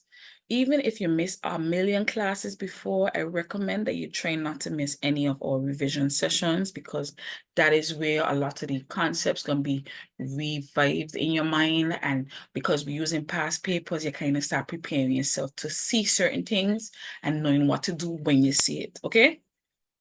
Very, very important. So just before we leave, when you're finding the rotation center, you're looking for where the 2 bisectors intersect. When you're looking for the enlargement center, you're just connecting all corresponding points, and where all of them meet, like up here, is where you find your center of enlargement. So center of enlargement should look like this. Center of rotation looks like that. All right. Vámonos. So guess what? Another exam done. Out of the way. Boom. Let's go. How much you understand out of 10? What scale you will give yourself for this question now? Out of 10?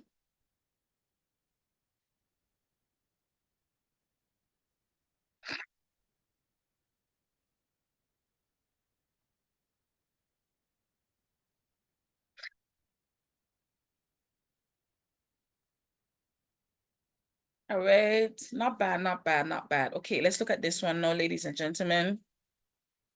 Let's look at this one. Here again, what do we notice is a June 2022.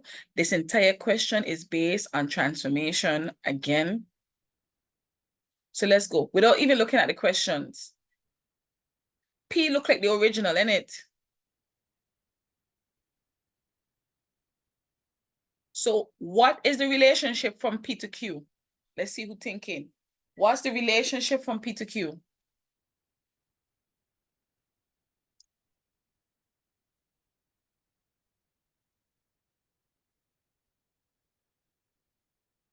Just that it can be reflection. Look at it. It cannot be, what y'all think is reflection when it's upside down?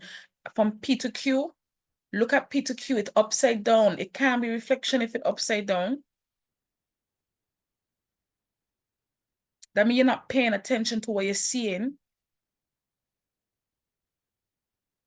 This is a rotation. So first question, what are the 3 things we got to say for the rotation? We got to say a center, which we can look at and find because, you know, we got to do a bunch of drama. We got to see the angle. What angle is that?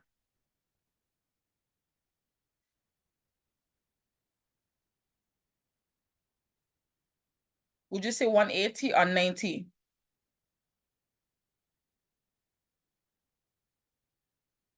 In upside down. Can 90 put something exactly upside down? Think about it. Everybody see what I'm saying? If it was 90, it would have looked like this. Everybody see what I'm saying? That this L would have just flipped once so that it's standing up like that. Tell me if you understand what I'm saying.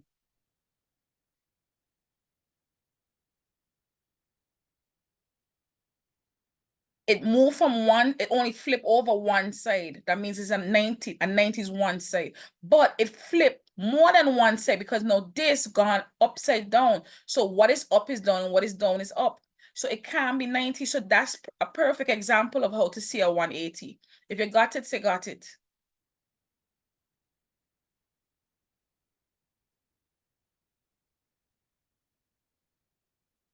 All right, so 2 things we could state immediately. So what is the direction? So we know the angle is 180 degrees. What is the direction?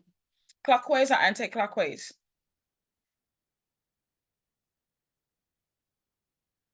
Excellent job, everybody. So out of the 3, you get 2, right? No, let's look at P to R. P to R. What is that?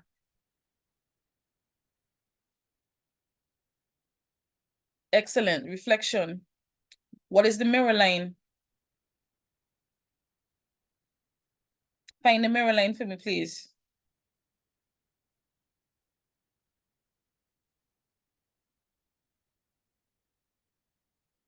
Find the mirror line.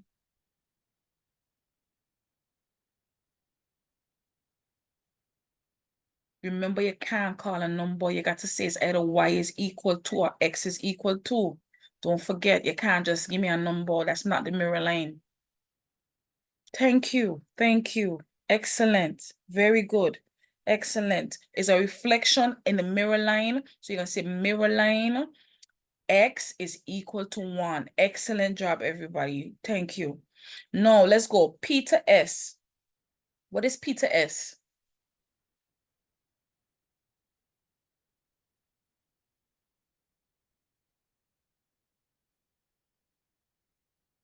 Excellent. Enlargement. What information I got to give for enlargement?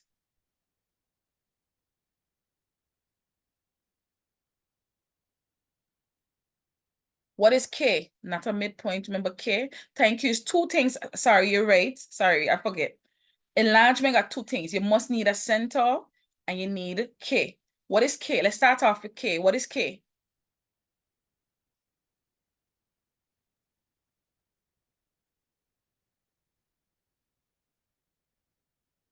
Choose a side and look at what happens to the side.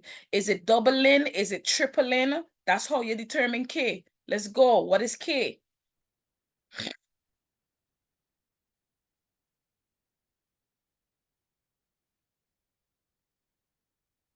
You can't write the word doubling. Even though I say it, what is K? You can't say K is doubling. What is K? Thank you. K is 2. Because look at the top. The top gone from 1 to 2. That's doubling. So K is 2. All right. How do we find the center again? Anybody? How do I find the center for the enlargement?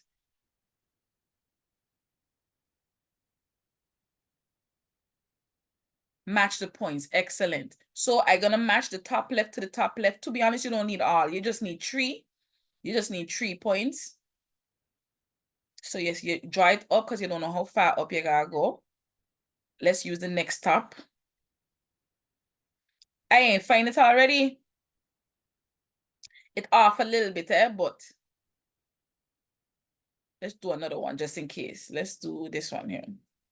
See if it gets us closer. Yep. So so I would call this the center, innit? What's the center?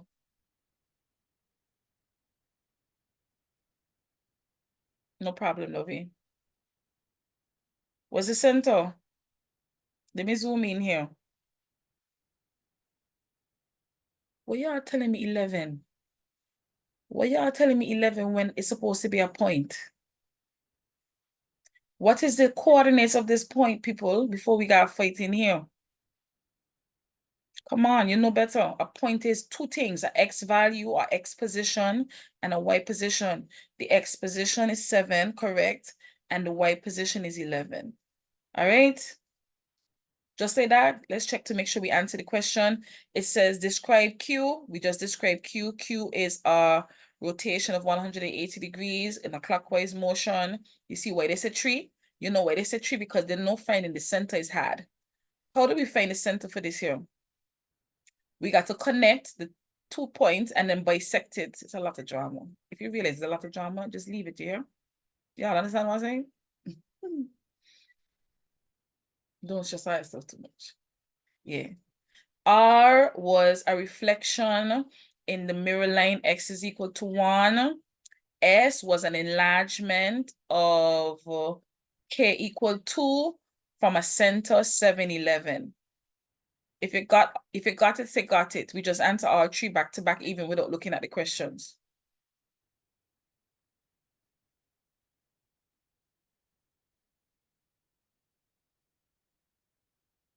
All right, let's look at the last one together. It says on the grid provided, draw the image P after translation vector -2, 3. Describe this movement for me there, please.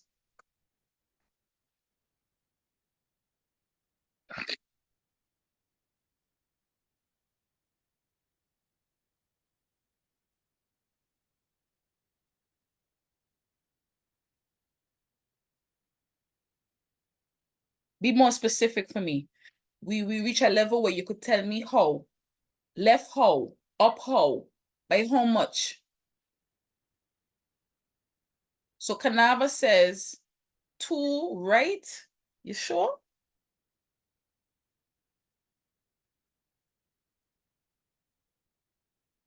Why you putting negative in front? Just say 2 left. That's what the negative means, left. You see what I mean? So you don't need to put back the negative. So it's a 2 left and a 3 up. Everybody with me? Can you draw that?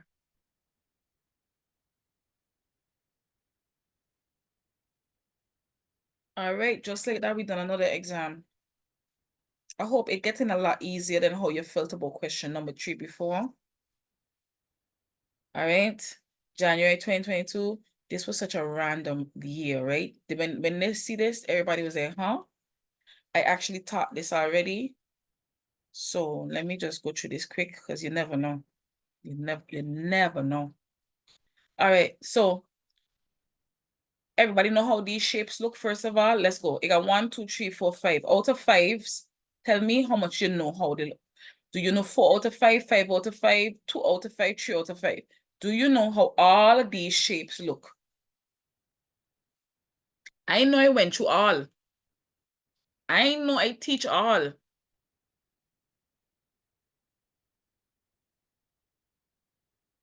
So we know a trapezium got the parallel side to the top and the bottom and the 2 slanted side on the side. We know a kite look like it got 2 short hands and 2 long hands. Should I use a straight line? So let's just make sure. See, trapezium got a parallel side. And you know what I look like? That look like how I feel. Yeah. Trapezium look like that. This is your parallel sides. A rhombus. What's a rhombus? What's special about the rhombus? All the sides are what?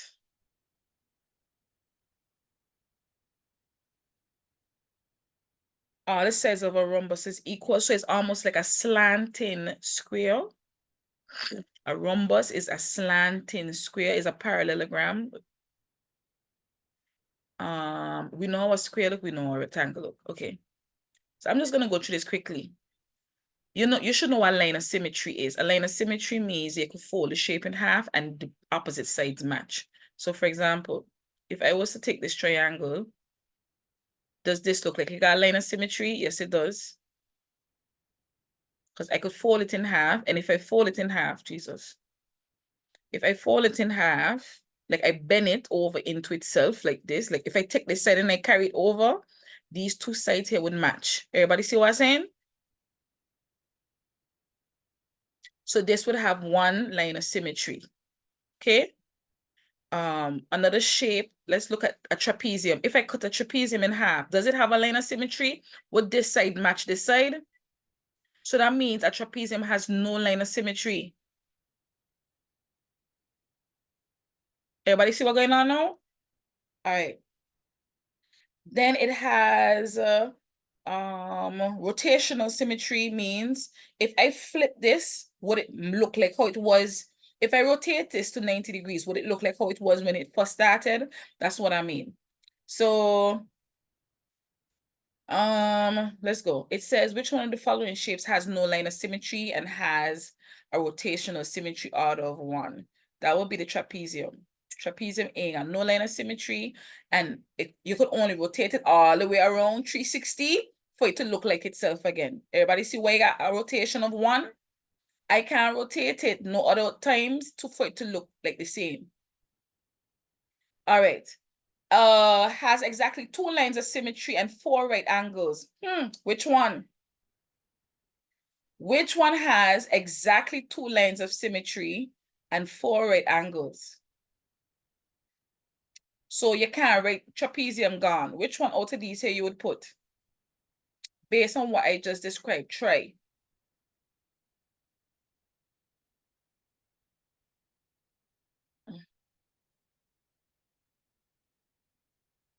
Excellent guess.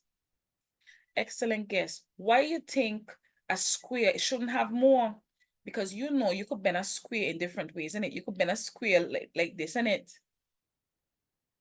You could bend a square like this, and like that. So excellent. A rectangle is the answer here. Last one has 1 line of symmetry, but no rotational symmetry. Which one of these here has 1 line of symmetry? That means you could cut it only in half once. AI, a real smart boy. Why eat tonight? Why eat? Excellent job. Anybody remember this shape? How much different types of angles we got here? We got a few. First of all, do you see the Z's? The forward Z and the backward Z. What type of angles we call that? Alternate angles. And alternate angles are equal. So what does that mean? In this Z, which you should see here, if here is 71, that means P is what? P is also 71 because of alternate angles.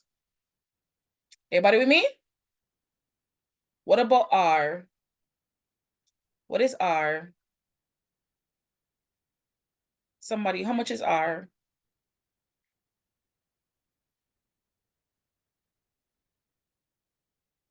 That's correct. Anybody else? Look at what next to R.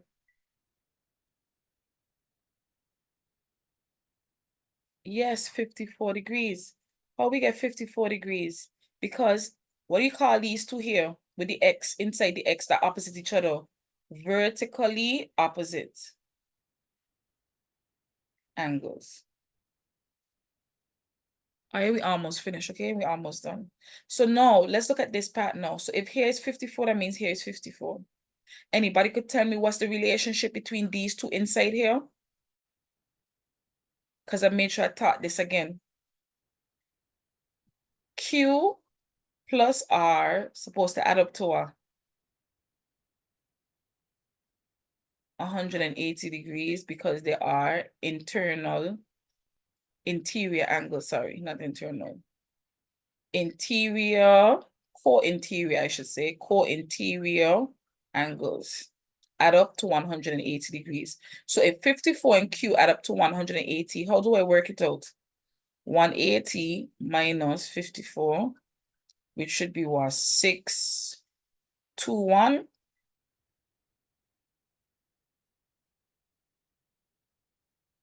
All right, and that's it. Everybody with me? Pretty simple, right? May ain't even check to see if they ask me. Well, common sense just tell me they gonna want all the letters, so me just went through and answer all of them. Check. So yeah, give a reason why P is 71. Why is P 71? Because they are what? Alternate angles. Yeah? All right. So let's look at this. What's going on here, peoples? What type of transformation is this? Let's just do this quick.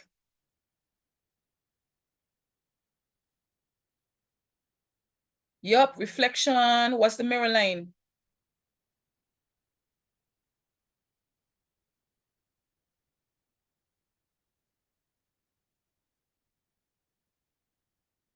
What's the mirror line?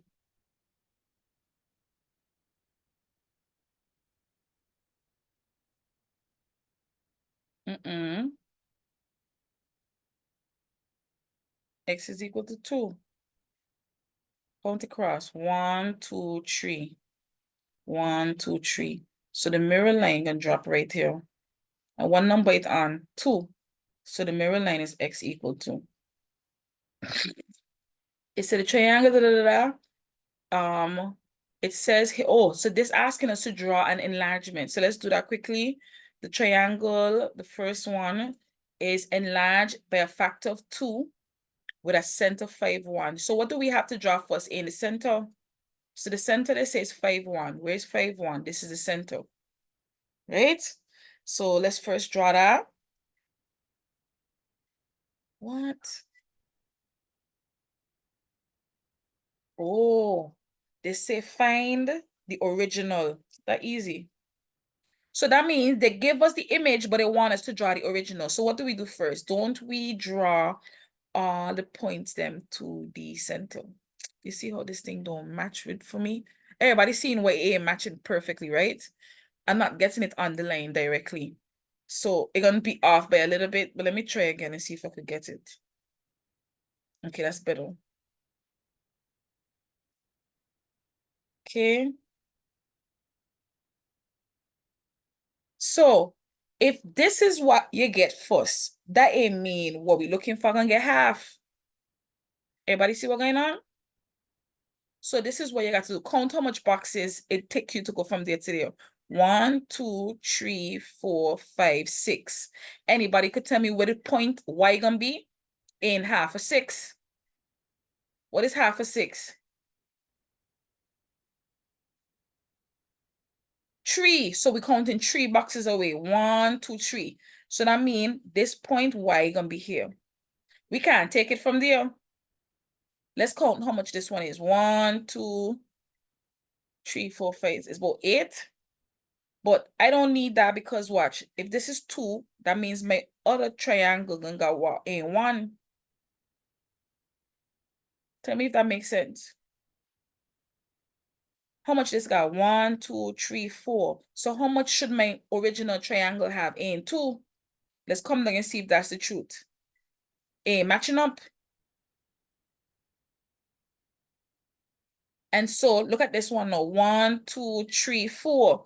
1, 2. So all I got to do is bring it down here like that. So there's going to be Y, there's going to be X original, and there's going to be Z original. If you got it, you got it. Remember, even though it's an enlargement, you realize they gave us the image. They gave us the image and they asked us to find the original. The original cannot be bigger than the image. The original got to be smaller because it got bigger. So that's why you got to half it, because why did I half it? Because the original was doubled. Scale factor of 2. I hope everybody understand how we did that, right? So that's 2 marks. Then it says, state the equation of the mirror line. Guess what we did? We did that already. We did that already. What's the equation of the mirror line? X is equal to 2. So I feel like we should be confident in these exams. I feel like everybody should have a better understanding of what's going on. Look again, they bring the same thing with a triangle and an angle. No, let me ask you this. Now that you see a side and an angle in the rectangle, in the triangle, what you gonna think about? Trigs or pi? Trigs or pi? Everybody see now why you gonna think trigs? Because they gave you what? A side and an angle. So I'm just gonna quickly do this one since we ain't doing no tricks for the night. Because this is the last exam. This is the last exam. So let's read out what the questions say. It's to calculate the size of angle. Oh shit. Sorry about that. The size of the angle PRQ. How would you find out that? That means they want angle R. Somebody tell me how you're gonna find this angle here. They didn't even want to say it. They just want this angle here. How you would do that? What information you got that could help you find this angle here? What do you know about triangles and angles? So that means we ain't using trig ratios for this one specifically. What do we do? Excellent. All three of them ain't. We ain't got 2 angles out of the 3. What angle is this? What size is this? 90. So what you gonna say? 180 degrees minus 62 plus 90 degrees, right? Calculator people, let's go quick. So 180 minus 1, that would be 215.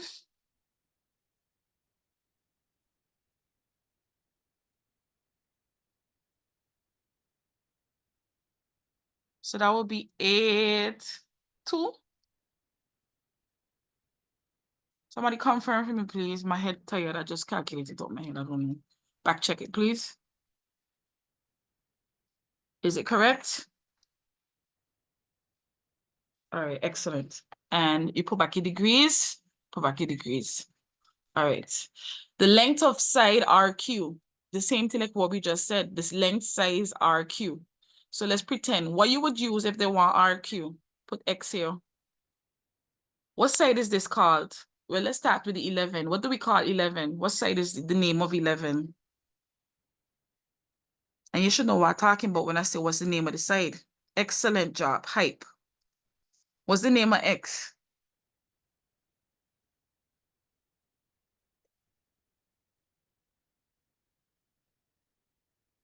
Excellent job. Up. Because it's on the opposite side. So what use is up and hype? You should know this out your head. Sin. Excellent. So you're going to start sin theta is equal to up over hype. Plus, we know what's the 4 steps. Formula, substitute, calculation, answer. So we're going to end up with sin 62 degrees is equal to x over 11. What is sin 62?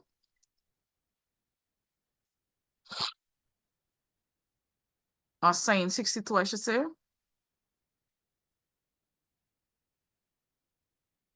0.882 or 883. Which one? 883 is equal to x over 11. Question, we switching or we multiplying to transpose? We want x. Are we going to multiply to get x or are we going to switch to get x? Excellent job, everybody. Love to see it. We multiply because it's the opposite of dividing by 11. Whatever you do on one side, you do on the opposite side. So x is equal to these two numbers when you multiply them, and I know you know what to do. So that's the answer. That's it. All we're gonna do is just basically touch this and move on, because that's the last part. So what is the original? X is the original. So let's look at x. What is happening between x and y? This is the last thing, guys. Let's finish strong. What is happening between x and y? Excellent. So it's a reflection mirror line. What's the equation of the mirror line?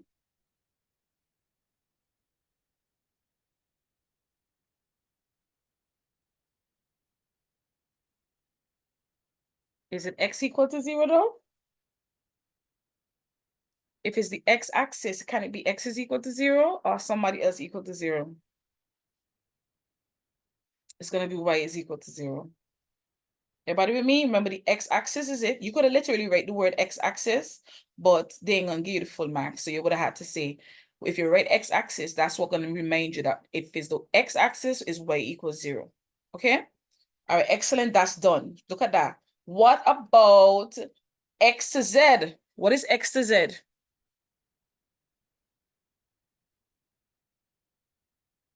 Excellent. What's the 3 things we need to know for the rotation? Let's go quickly. So we know we need to know the angle, the direction, and what's the next thing again? The center. What's the angle? You could be able to tell. Excellent job. Everybody agrees 90 because it ain't gone upside down. It just flipped once. So very good, 90 degrees. Direction. Anti-excellent. And how do we find out the center? What do we do again? We connect 2 points. We bisect it. We get a line. We connect 2 other points. We bisect it. And wherever them 2 lines meet, that is our center. No, connect. Yeah. Everybody with me? So that was it. No, we are done. That was our last exam. We successfully completed. Thank you guys for pushing. How y'all feel about question 3 now after this session? A lot better? Feel like it's less intimidating? Okay, so here's what I'm going to do now. I am going to send y'all the video with the trigonometry. No, ain't trigonometry. What it was again? The transformations. Yeah. I'm gonna send out the video with the transformations and I'm gonna download this one to and upload it. What tomorrow question is question number 4, functions, relations, and graphs. So same time, same place. Let's smash out these topics. Good job, everybody. See you guys tomorrow. Bye.